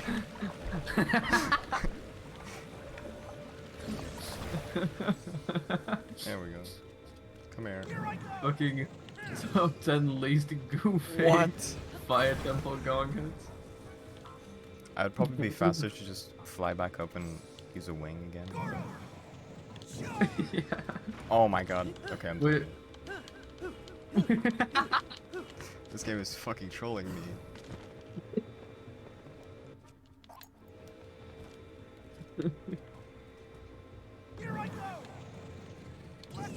There we go. Okay. If you missed again, I might have actually peed myself.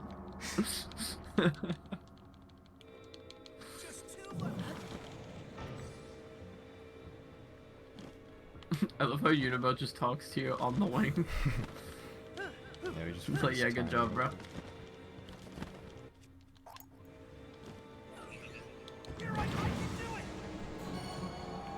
There's Yunobo just spinning in that cutscene right there.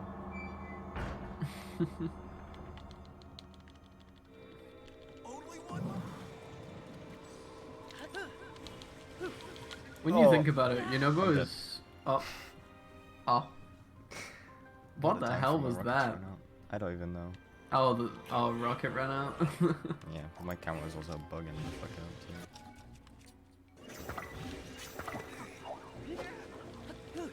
Yeah, that was the reason I did not want to fly back up and use another wing before.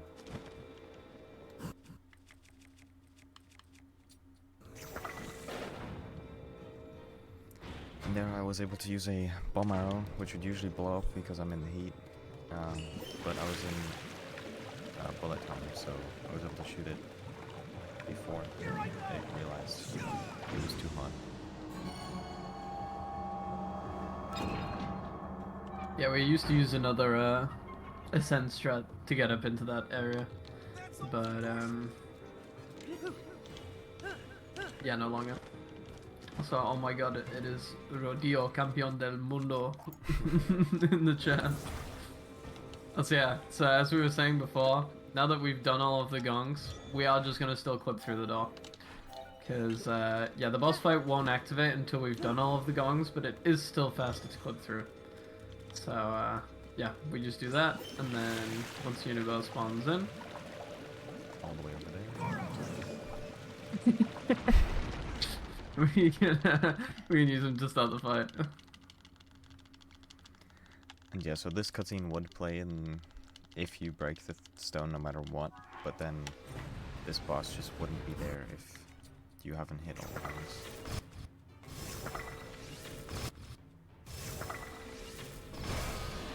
Yeah, Goma, we make pretty short work of using topaz arrows. And yeah, the Lionel bow that I got earlier on, this is like the first use of it really. It shoots 3 arrows at a time, so it does a lot of damage when using something like a topaz fuse or something like that. And that is the boss fight. There we go. That also went better than did it ESA. Oh yeah, I got blown up at ESA. Yeah, one of the rocks landed on your head and then blew you halfway across the room. But Goma It's still actually died while I really was getting blown funny. up, which is kind of funny. Yeah.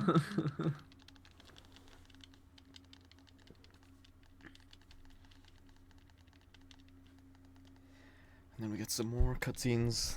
Luckily it's a bit shorter than the fish one. But we get another awkward moment where Yunobo just scratches his head for like 10 seconds. Yeah.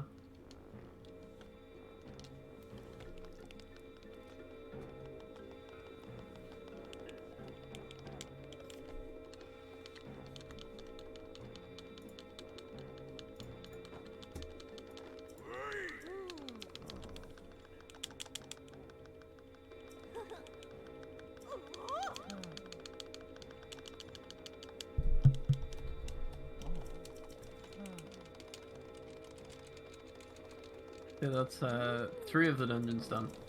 Just 2 more to go. Yep. And these last 2 are pretty short. Especially the last one. The last one is like... We spend more time trying to get to the dungeon than actually doing the dungeon itself. Yeah.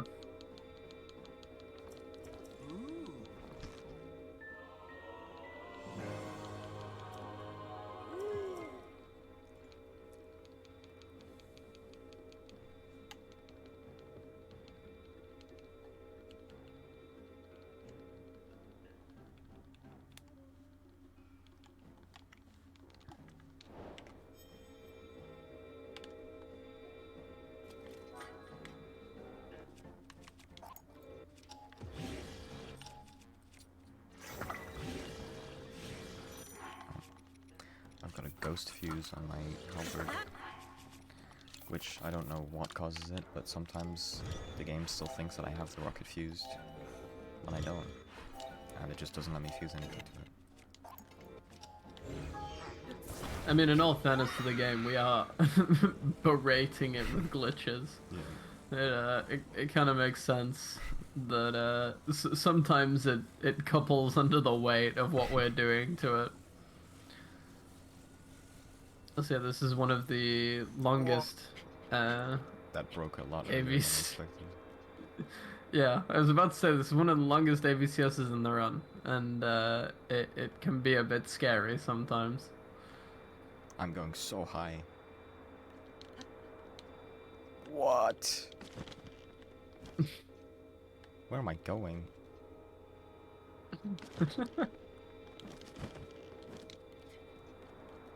Okay, Fuck I'm just gonna... Right away. Yeah, I was gonna say, at this point you can probably get, like, decently far. But the only problem is that this is slow as fuck. Yeah. I don't know if it'd be faster for me to drop down and then set up another one. But it's also on a, like, hill. so that'll be difficult. Yeah, let's do it. Yeah.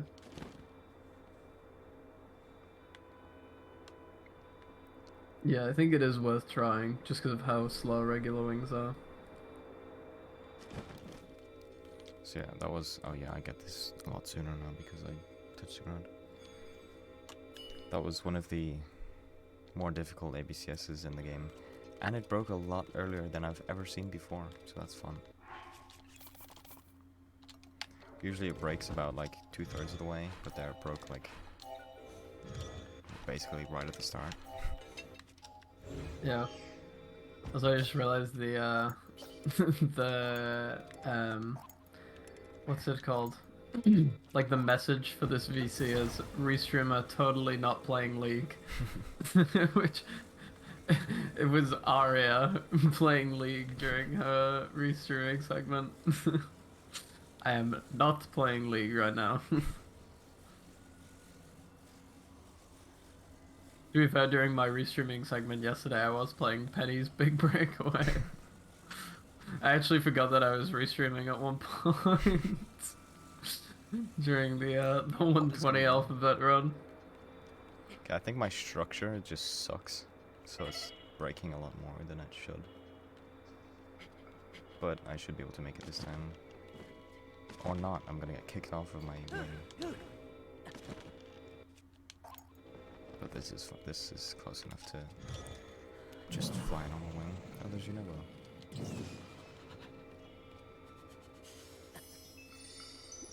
I was gonna say, I love just blasting Yunobo off into oblivion.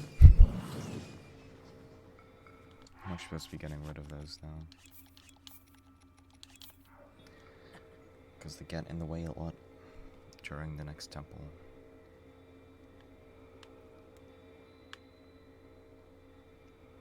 I really forgot how slow normal wings are.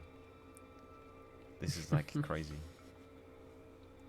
Yeah, I remember like old strats for all dungeons. We literally just used to take like towers and then just fly on wings. Yeah.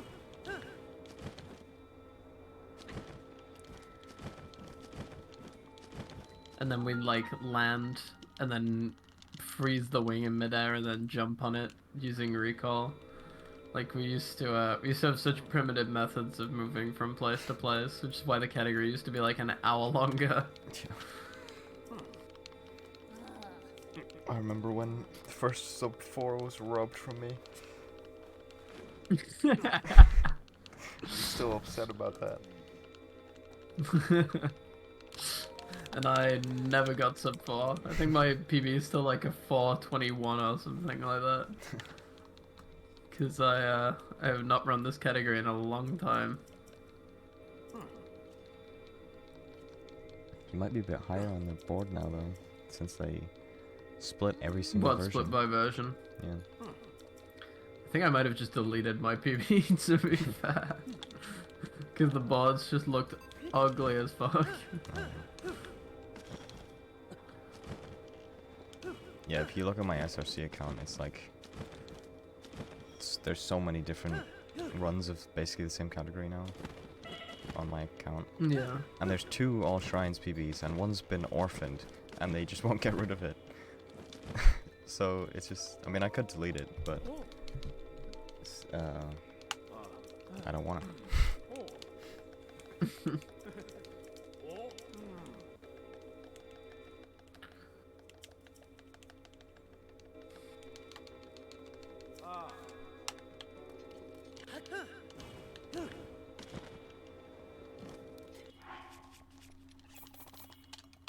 Kind of scared for the strat that's coming up soon because of how bad my ABCS structure has been working. But hopefully it'll work.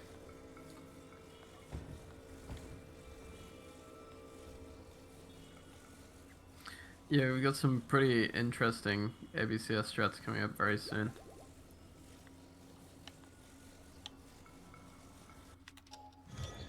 First we need to meet Tulin.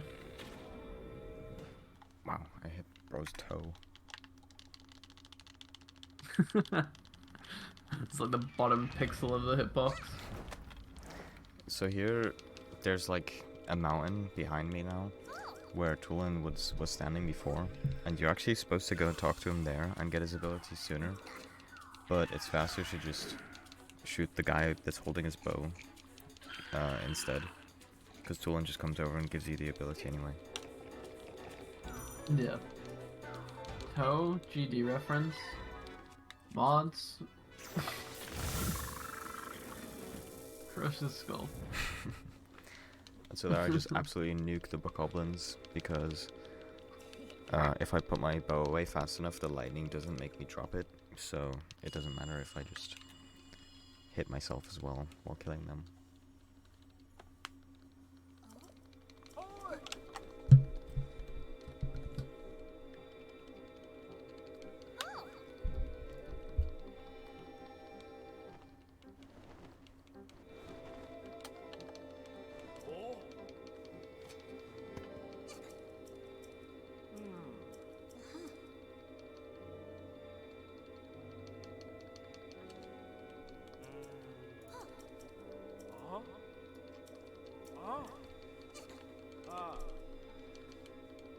See, there's just some more chatting. More waffling.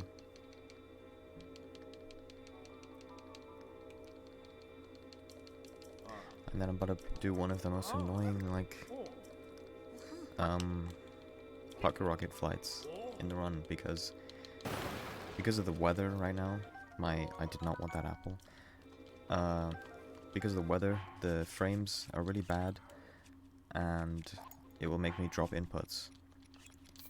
So, like, putting away my shield during Pocket Rocket is, like, a lot harder. And it makes this a bit cringe.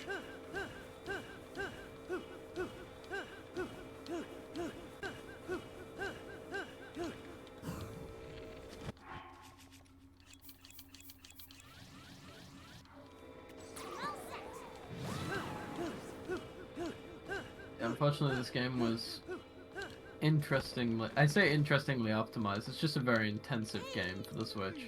Yeah. Which, like, I mean, it's impressive that the Switch can even run it. But, yeah, it is a bit annoying sometimes when the game lags into oblivion. Yeah. Like, sometimes the frames drop so bad, like and the inputs drop quite a lot of the time as well. But I guess that just comes with playing a Switch game. Yeah. Hopefully the next console will be a bit more optimized and have TOTK on it. Rage. I've been saying forever, instead of a Switch Lite, we just need like a Switch Heavy. Yeah, like a that docked only Just version. can't. Yeah, there's literally just like a regular console that, yeah, can only be plugged into a TV. Yeah. But it would make it a And lot it's harder just- to move around for things like ESA and such. Yeah, true. But like, I really do not play my Switch in handheld that much. Also, yeah, we have an interesting strat coming up here, so I'll shut the fuck up and actually explain it. So, I mean, it's in essence, it's just an ABCS, but at a certain point, once one of Neil's coordinates makes it to a certain value, he's gonna intentionally flip the structure by running off to the side. So this turns it 180 degrees. And then we can jump back Oh, that was onto it. actually very good. Nice, like that. And then we can fly up into the tornado. So yeah, we used to have to fly to a certain spot and then set up another ABCS and then fly to the top. But yeah, with some more precise movement than it looks. Yeah, it's very hard. Yeah, you can flip it around. Because if you And now we're in land, the Wind Temple. if you land back on the structure at a certain angle, it can go straight down, or it can just go straight instead of going up, which is what we want it to do. And making it go up is like the hardest of the three directions that it can go when landing back on. Yeah. Wings are kind of broken. I mean, to be fair, it's less the wings that are broken. It's just auto build that's broken. The wings are just the platform of choice because we can make infinite of them. Yeah, like you can do that with basically any flat structure, but wings you can just carry around and drop whenever, so we use those. We used to use planks in some situations, but not Yeah. anymore. Yeah, we just use wings for everything now because it's just convenient. You can just spawn them in anywhere.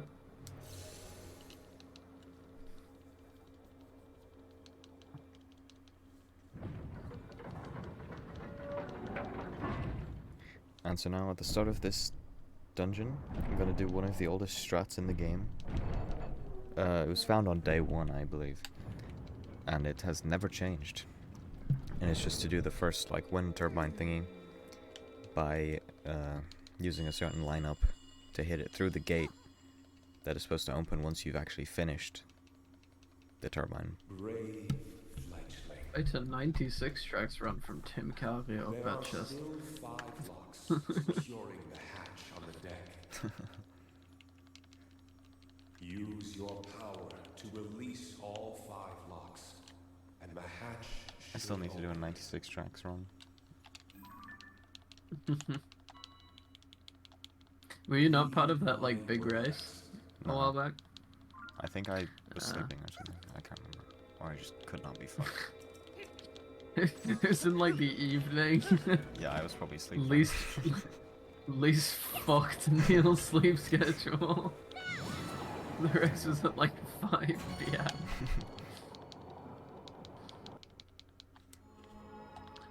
So we literally just gust straight through the wall and it hits the turbine.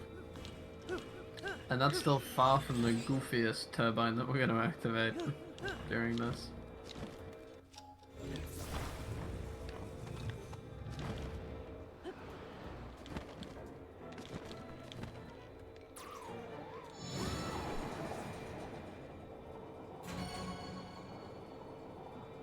Yeah, that's the second turbine, and then this is where things get stupid. Especially stupid because of Tulin being a massive bitch and trying to fuck me up. But hopefully it'll work just fine. If I could get this fucking clip.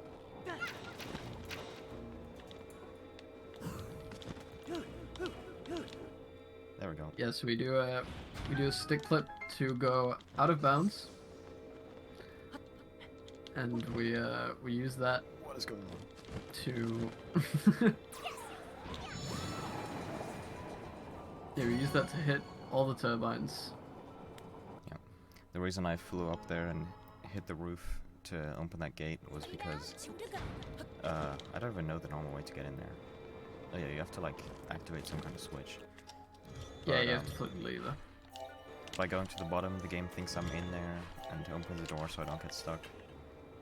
And then it just stays open, so I can just go in there later on and activate that turbine.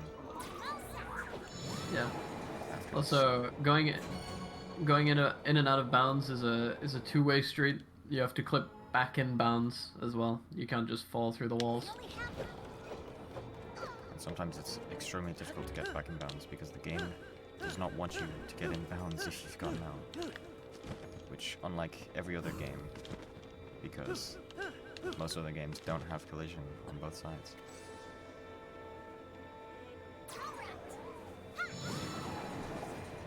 There we go, that is the final. I really do wonder why they clipped it on both sides. Yeah. Maybe they just wanted to say fuck you to anybody trying to get out of bounds. Yeah, I mean, like, Breath of the Wild and TOTK developers seem to really hate speedrunners. Yeah. Because in Breath of the Wild, you could just walk back in bounds.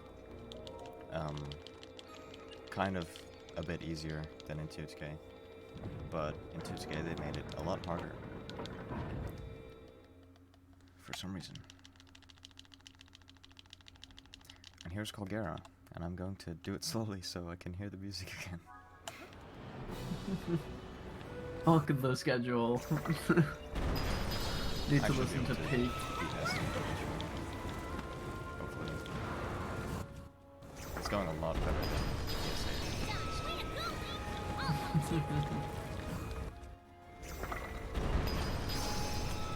So yeah, after the first phase, the music is banging on the second phase.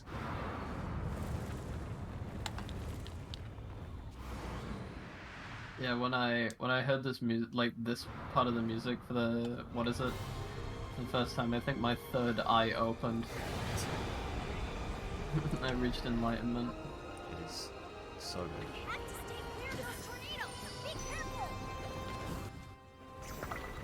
So that's actually an intentional tornado hit because it just gets it out of the way so I can hit these shots.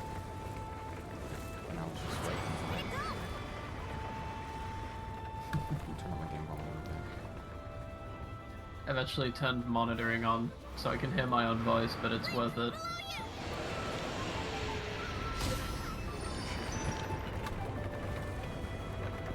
Yeah, trying not to get killed. There you go.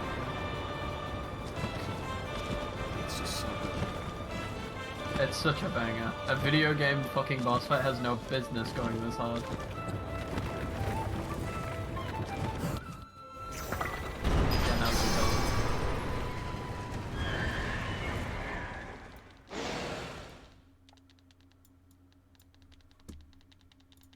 And I can stop listening to my own voice. That is Wind Temple. And now we can move on to the final dungeon. Which isn't really much of a dungeon, but you'll find out why in a bit. Yeah, it's meant to be a dungeon. We just make a complete mockery of it.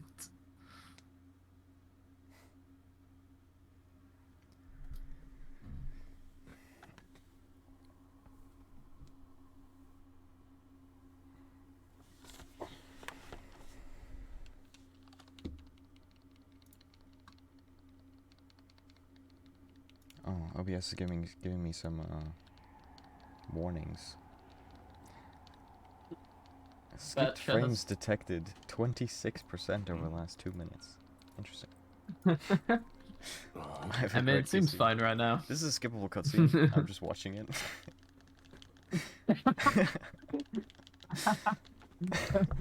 just really wanted to get up to date on the lore.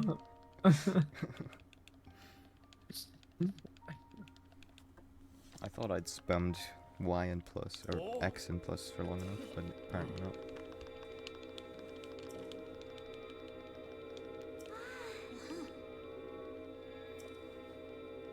I'm going for a jog outside my house. My brother in Christ, it is 6 degrees, and you are wearing a shirt and shorts. You are going to get a cold.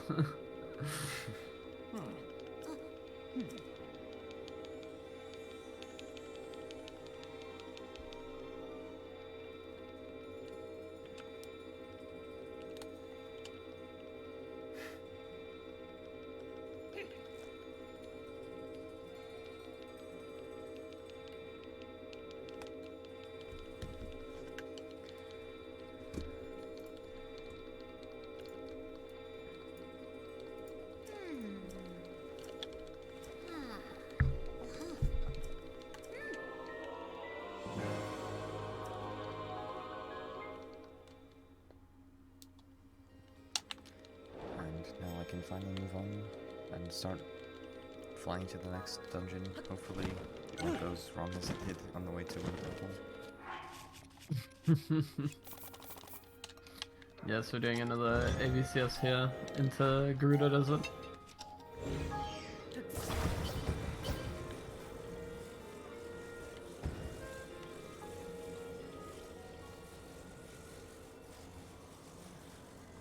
Not liking the looks of this.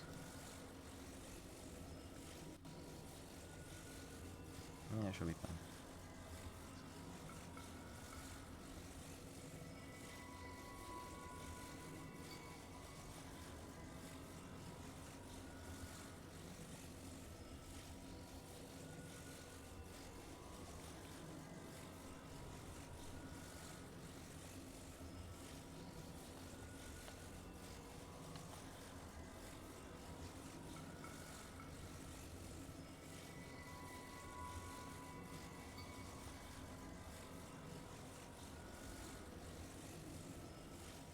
It's funny, we go straight over like a really cold mountain into a really hot desert.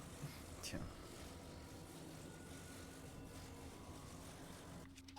I had a terrible angle on that because yes, but I'm not that far off. There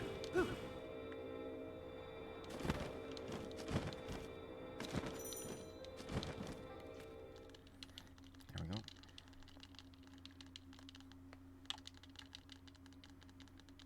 This is And yeah, another we moment just knowing where to go, because you're supposed to go somewhere else, and then the game tells you that Riju's over here. But I know where she is, so I just go straight there. Yeah.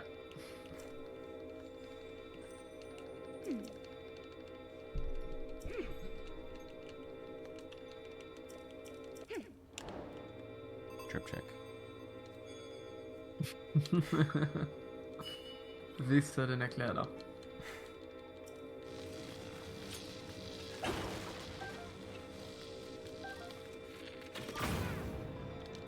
Oh,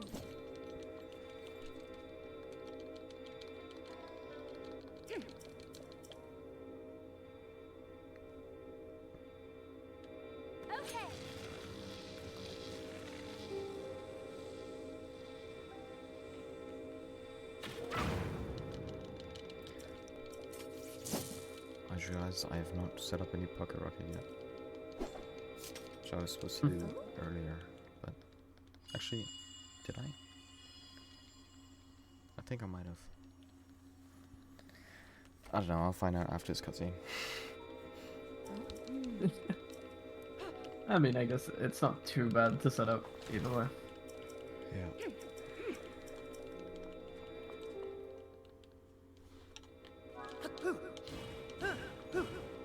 Yeah, I think nope, there goes.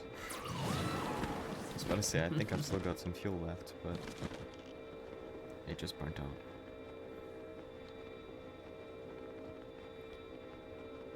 But it might not be that bad. Yeah, I can just set another one up now.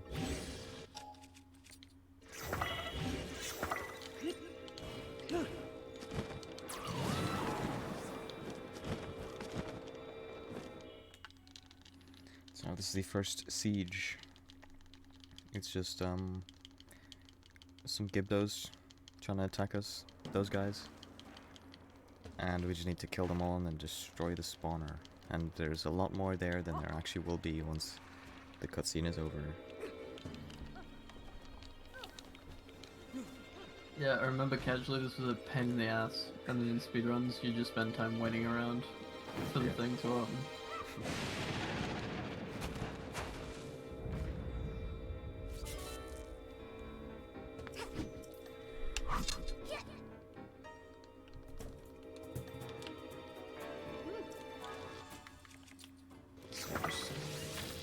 Topaz over there, do some topaz over here,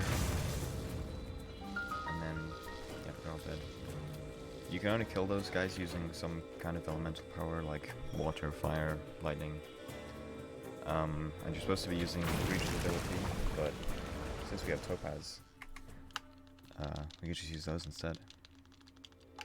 Yeah. Also, you may have noticed, funny visual bug, whenever we draw the bow, it draws the Master Sword, basically. Because it's still stuck to Link's hand for memory.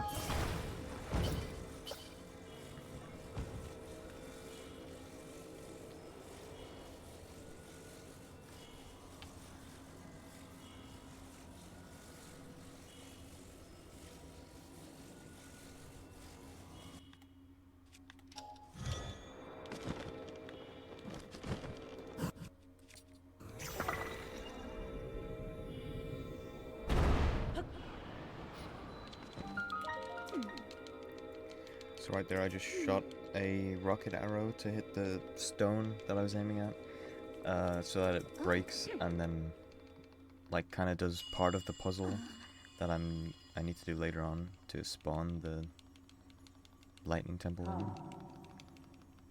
So just hitting it there saves a little bit of time. To where I am.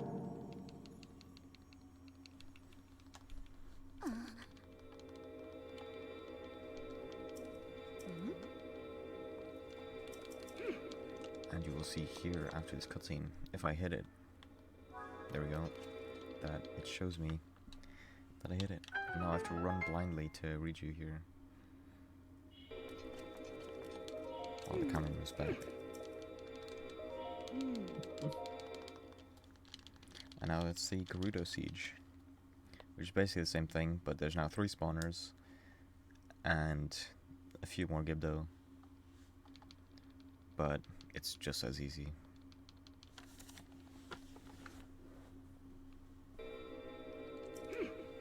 Yeah, it's quite trimple, really.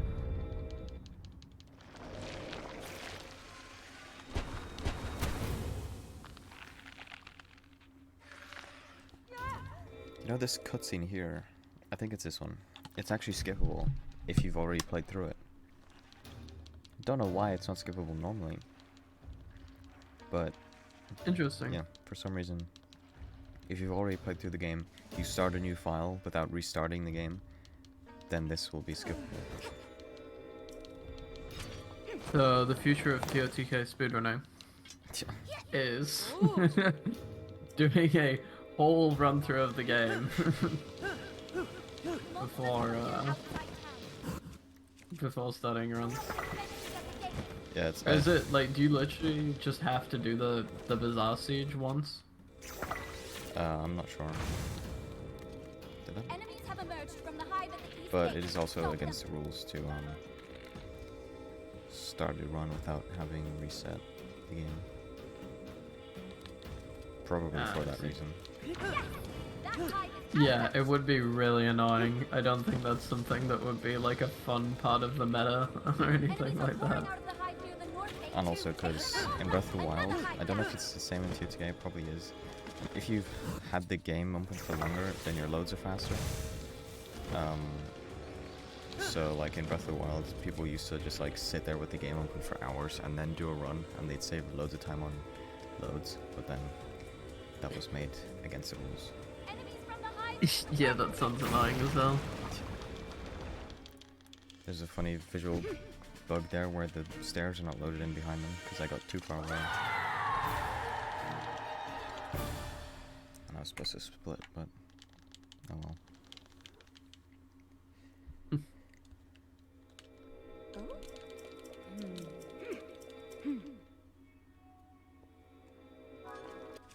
My BPT is still below estimate, so I think we're chilling. It's 4 minutes below, Eggman. so we're looking at Still lose decent. 4 minutes in next 30. Yeah. I think the only thing that could lose me 4 minutes now is like the game crashing on the clips. So Oh, let's God. hope that doesn't happen. Yeah, now that we've mentioned it, it's fucking over.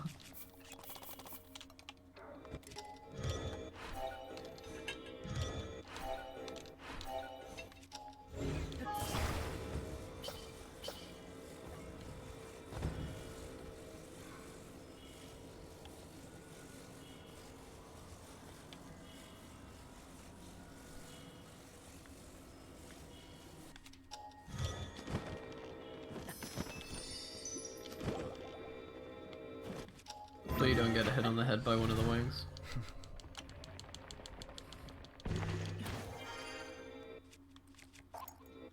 I'm gonna do the ABCS here again, even though it's slower, but it looks. I mean, it's only slower by like 5 seconds. If that, yeah.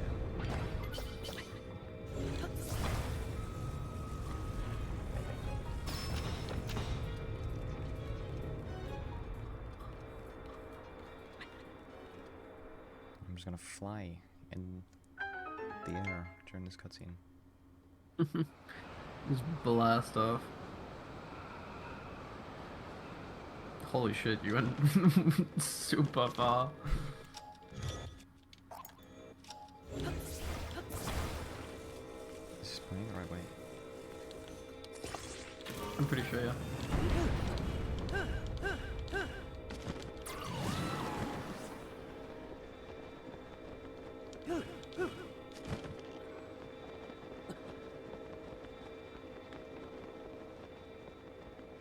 So I just want to fly a bit high over here before this cutscene plays. Because if I'm on the ground, it will reposition me somewhere else that's far away. And that wouldn't be too good. Yeah. Also, Xpelli reference. Oh my god, it's Xpelli.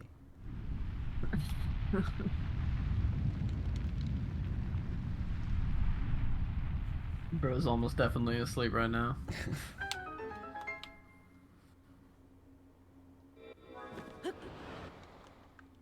Oh my god, it's Zelda. Like, yeah,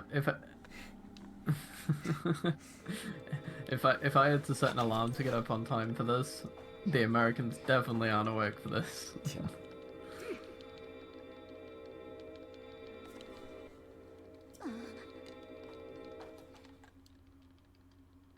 Bro, I was so happy when I found out we were behind estimate. Because I was in bed, and I woke up, I was like, I do not want to do this right now. And then, I looked at the stream, and I saw Tibbs was still going with like 30 minutes to go. And I just stayed in bed. Yeah, I mean, I got up like a good hour before we started, because I had to like set up restream and stuff, and I also had to eat breakfast. But yeah, like, if I'd have woken up when my alarm actually was, I probably would have been late, actually. So here's the Lightning Temple, and we're about to do the boss fight first.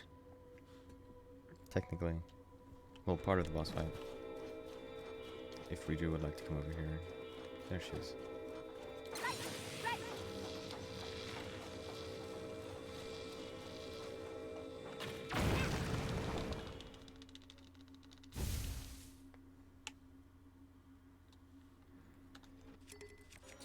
So here we're supposed to use Riju's ability, but again, just use Topaz Like the instead. other giftings.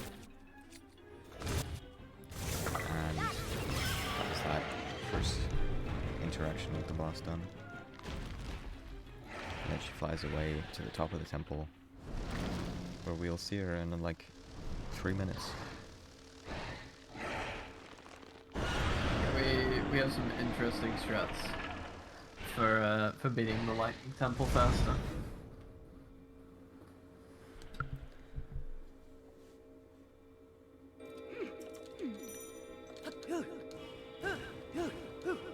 Yeah, this was probably the worst dungeon not casually in the speedrun before, but now we can just go into the walls of the dungeon and complete it from the outside.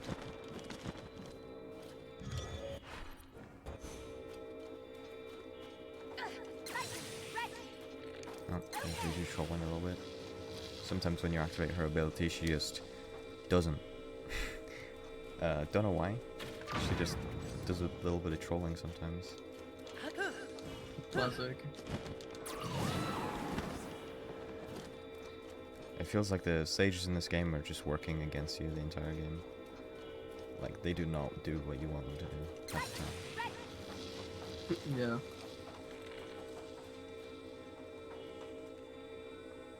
And so yeah, these specific spots that I'm shooting are like the other temples, the spots where you're supposed to use the sage's ability for that temple to activate a certain thing. This is just that, basically. And the reason there's no like cutscene to confirm that I've done them is because they are not loaded in yet. Once I load the temple fully, the game will realize that I've done them all, and then play all 4 cutscenes in a row. Assuming I've done it correctly. Yeah, assuming we didn't miss one.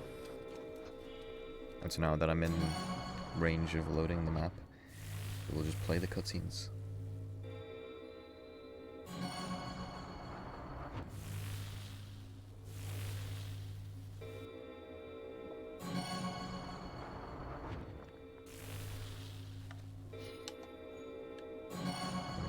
S4. And then it should teleport me in. Like that. So this is supposed to happen once you enter the dungeon for the first time. Which is very lucky considering it puts us back in bounds, which would be very difficult to do. Well, not very difficult, but a bit slow to do otherwise. So that's a pretty nice cutscene to have. And now we just need to attempt to ride the elevator up, and then it fails because it has no power. Well, it thinks it has no power, because it's only the first time we're attempting it. And then the game will tell us how to complete the dungeon, but we've already done that. So we literally just interact with the terminal again after the cutscene, and then it completes. Daughter of the good. Yeah, kind of like the door at the end of the Temple of Time. Some things are just scripted to fail once. To the very top of this temple. Although in this one it's Use slightly your more power ironic to because we have charge the actually four done lamps, everything. And it will function once more. Well, I think actually, even in the Temple of Time, if I think people have tried like hacking in extra hearts, and you still fail, which is a bit weird, but also kind of makes sense in a way. A little bit. Yeah.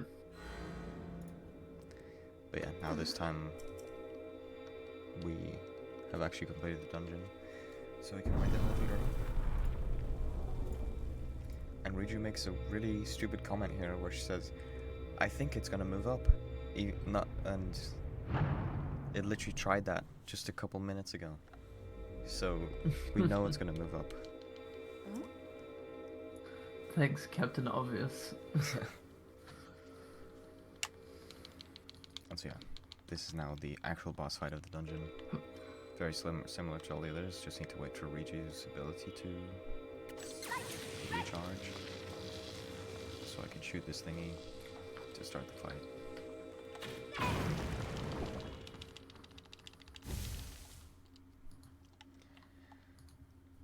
And so all I need to do is knock her down with some topaz. Hopefully she flies towards me. We've got it Oh, she cornered. flies over there. And then just not get hit. And I got hit. You're on the ground. Let's do this, Link. Unfortunately, couldn't give those hitboxes very weird. So trying to hit her with the spear is like difficult because like Link targets the main body, but I'm trying to hit the back because that's actually hittable with my spear. Something more gives them. Don't let them surround you. And then yeah, he just misses. Attack!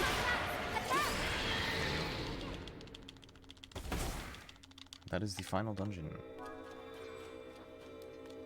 Eggman. Do another rocket. Yeah, it's time, guys. All the dungeons are done.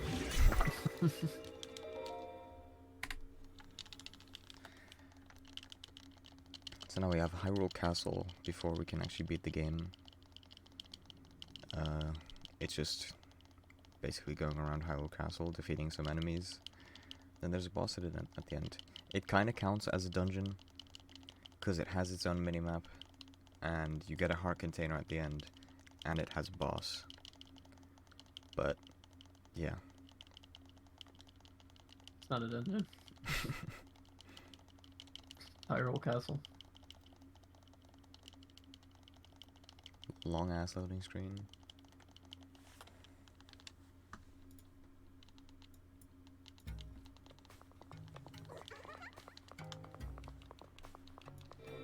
Luckily, they don't waffle as long in Gerudo Town. So, this is kind of short.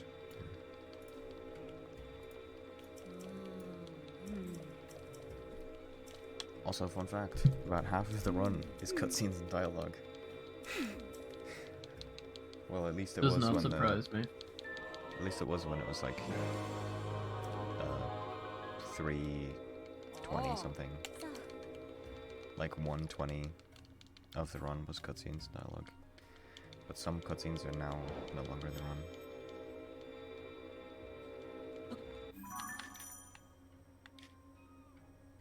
How close away? Like 15 minutes. Assuming everything goes right. Which of course it will. Yeah.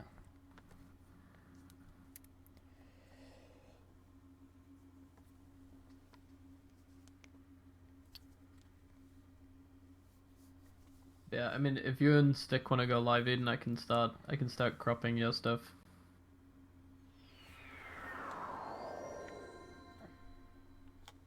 I'm assuming it won't cause any problems. So yeah, here we get to talk to my favorite NPC again, Pura, where she tells us that there's something going on at Hyrule Castle. And it just starts the quest to finish the game, basically.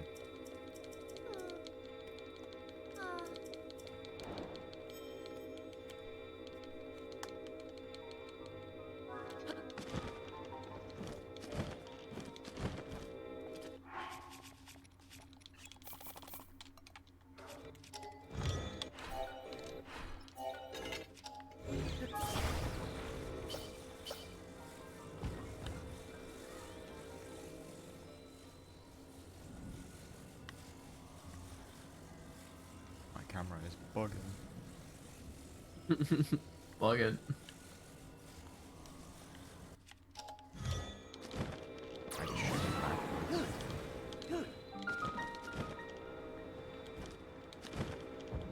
Oh my god, it's Zelda again. It's so crazy. And she's shouting at me, telling me to come over, but I'm literally there. I am waiting. Waiting for you.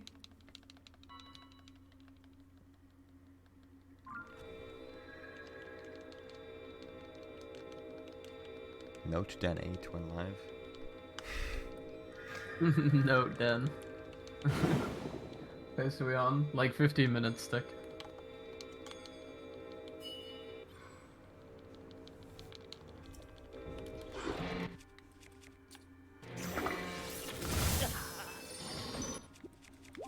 So yeah, here's the ancient arrows being used.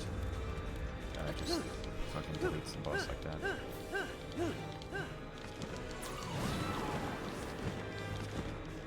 And now we just go around to different spots where Zelda is waiting for us.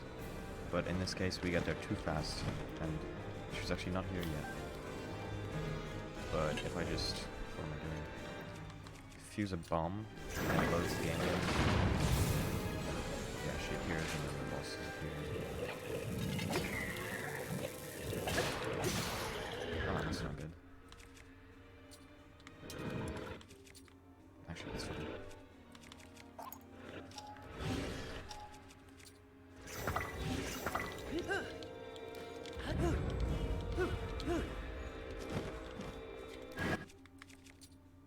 Okay, sorry, I'm mostly making you to your own devices right now.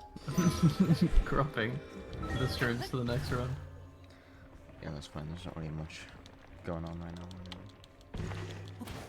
Just running around, defeating some enemies.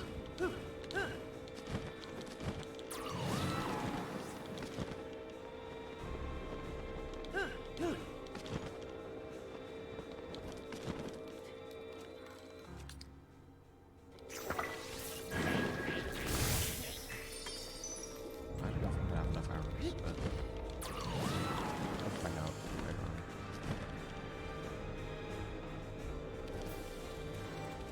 So yeah, one more phase after this.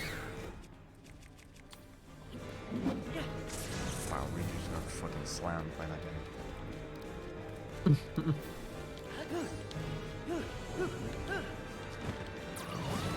And here's a pretty cool shot, which is only doable with the Lima bow, or I guess any triple shot bow. 3 different, what are they called? I don't know. 3 different guys are gonna spawn on the wall here, and I can just hit them all, or hit 2 of them. I didn't aim high enough. But yeah, you can hit all 3 of those with one shot, because of the Lima bow shooting 3 arrows. Link, I am waiting. Waiting. Waiting for you. And now I'm just gonna ascend up here, because this takes me right up to the main area of Hyrule Castle, where I can go and fight Phantom Ganon.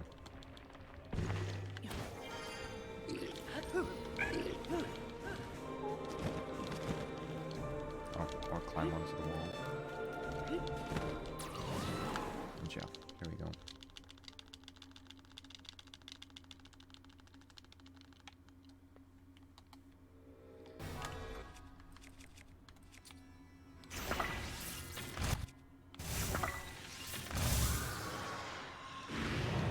just by shooting 2 shots of Topaz in the middle, it hits all of them and ends the phase.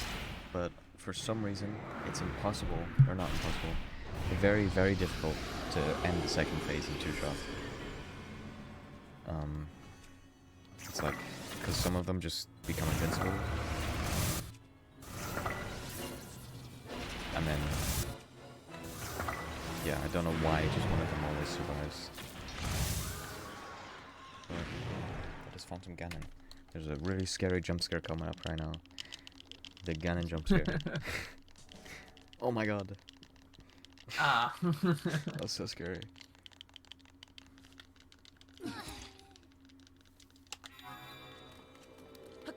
And yeah, once again, ignoring the heart container, because I don't need it.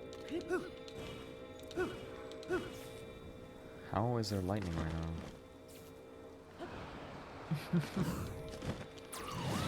Average weather.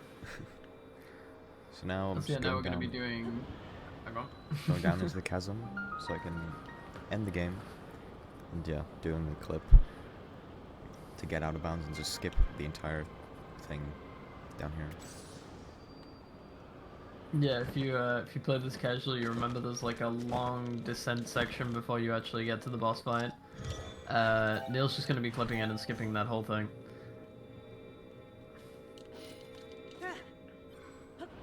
So yeah, here, down, like all the way down here, there's loads of different enemies that you have to fight to get past.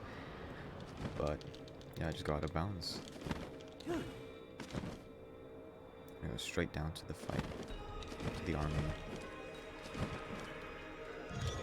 Whoa.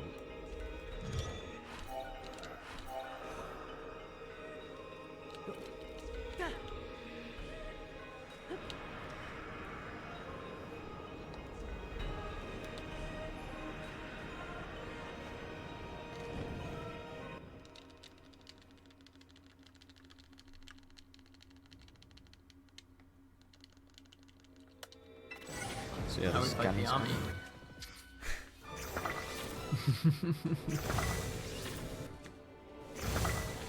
So it's just 4 waves of different sets of enemies. So this one is Bokoblins, then there's one with Gyptos, there's one with... I'm trying to think what the other dudes are called. Horriblins. Ah, yeah. And Horriblins, yeah. wait, did you say this one first? These No, guys. no, I didn't. The lizard fuckers. Wow, what a shot. I'd still hit them. And so here I need to grab another Royal Halberd. I'll grab 2 just for the crack. And yeah, that's gonna be used for Ganon.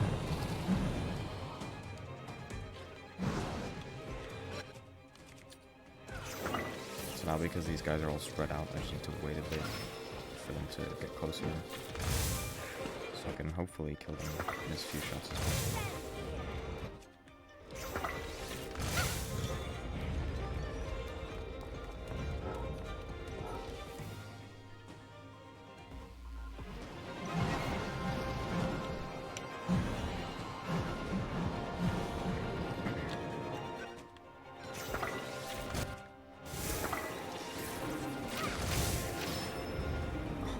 Tulin with the final shot.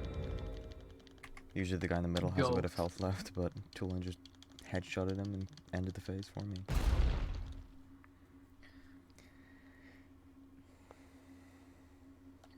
Alright, now it's time for Ganondorf.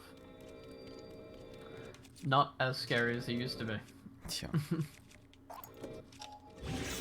So yeah, now I'm fusing a Lionel Horn to my 8 Master Swords and my spear to add like almost 1,000 extra damage. Not too crazy. Yeah, nothing too insane. Also, You'll see when we get into the boss fight. I never ate my final speed food.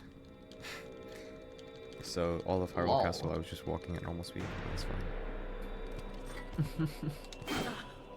What am I doing? Hit the fucking button, man. Okay. Please let me Flurry Rush you. There we go. Dodge challenge. So yeah, he just absolutely destroyed Ganon. And yeah, we just do that 3 times.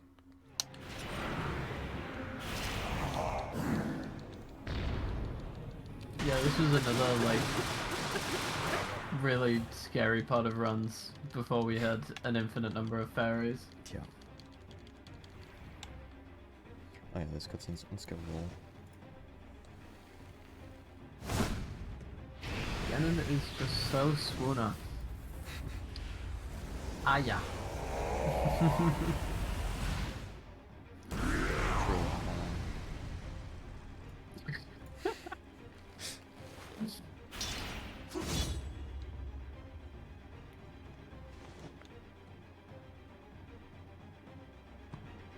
So yeah, this time I actually have to attack him first because he's gonna flourish me no matter what I do. And then I flourish him back. Yeah, it would have been great to know my casual playthrough. Yeah. Trying to dodge twice was near on impossible. So yeah, that boss fight, yeah, pretty easy. Now we have the actual hard part because there's some strats during this fight with the dragon. Yeah, I do not see myself hitting this strat right now. I believe. I've done it once before. Well, like, completely successfully I've done it once. But Yeah, there are like varying levels of how well it can go. yeah, most of the time if I, like, a successful attempt is like hitting all of the eyeball thingies and then not hitting the stone, like having to ride on Zelda again. I mean, unnamed NPC. But yeah, it still saves a lot of time, no matter what. If you haven't played the game at this point, fuck you. This is Zelda. Yeah. Yeah, I do remember like the first few weeks of us like I was doing runs in VC and we were like, oh yeah, unnamed NPC because we didn't want to, because like we were doing the boss fight in VC with people who hadn't finished the game yet.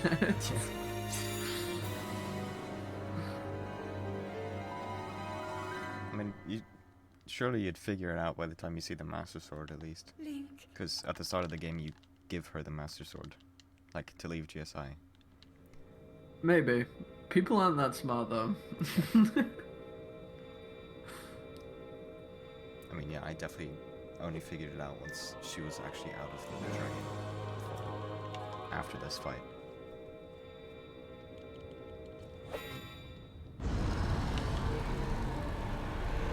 Actually, like, dude, the story for this game is crazy. Like, I almost cried after the cutscene of like Zelda turning herself into a dragon. Oh yeah. That shit is powerful. Here is one of the hardest strats in the game. And thankfully it's the final split, so that's fun. Please. That is strat in the game in the round bed chest. Yeah, basically we use Fuse Entanglement, I guess Pocket Rocket, to try and hit as many of these little like eyeball thingies as possible before we have to drop down and get Zelda to bring us back to the top.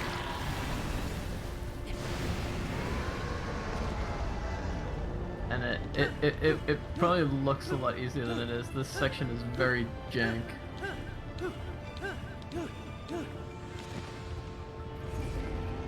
Also, you have to actually learn where Ganon goes. Because his movements do seem completely erratic, but yeah, they can be predicted.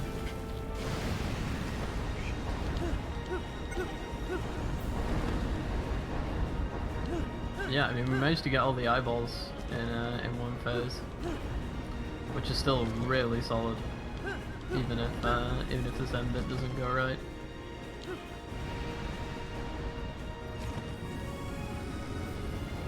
No, it's so close. Damn.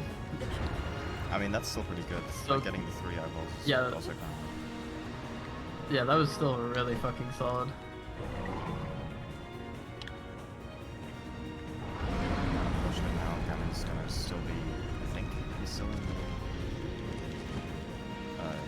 no he's not, he's in the stone phase. So yeah, that's it. Stone phase. Yeah, like the phase There you where it go. allows you to actually land on his head, instead of where he's just still attacking. Because sometimes you can, if you attack the eyeballs and then he moves around, you can still think you still have eyeballs to destroy. Yeah. And that is not time. There's still exactly from, yeah. I should just end the timer there out of principle. Oh my god, Ricky's alive. Timing should end there. Yeah, Ricky's live. Yeah, this is like a Dude. 58-24. Not that bad. We'll say that. A lot better than it did before last week. Which was... Yeah, let me just dive down to Zelda. Yeah, grab her, and time ends once I grab her. Just tell me time, because I can't see your game Yeah. without delay.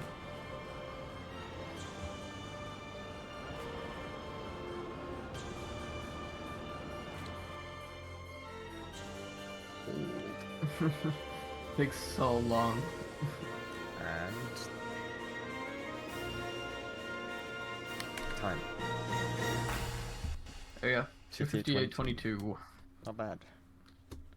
Nice. We will take that. GG's. B estimate, so I'm happy. Yeah.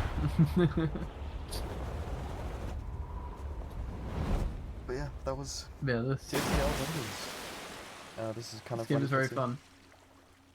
'cause I have the sword still stuck to my hand. Yeah, we definitely like impaled Zelda on the way down. Yeah, we're about to impale her again in a second. she's dead.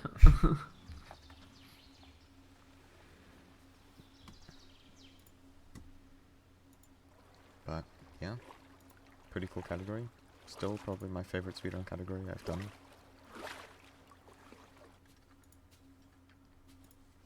Yeah, it was really fun to like, even when this game was like in its infancy, it was still a really cool category, and it's even cooler nowadays that we can do it significantly faster than before.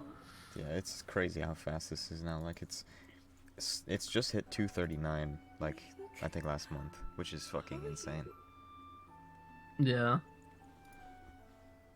But yeah. Yeah. Do you have any last minute shoutouts? Not really. Just follow me on Twitch, 5EL. And yeah, maybe I'll stream someday. Yeah, maybe. Who knows? Alright, yeah. Well, thanks for watching, everyone. We will be back very shortly with an Undertale True Pacifist ending glitchless race between Galactic and Eden 8.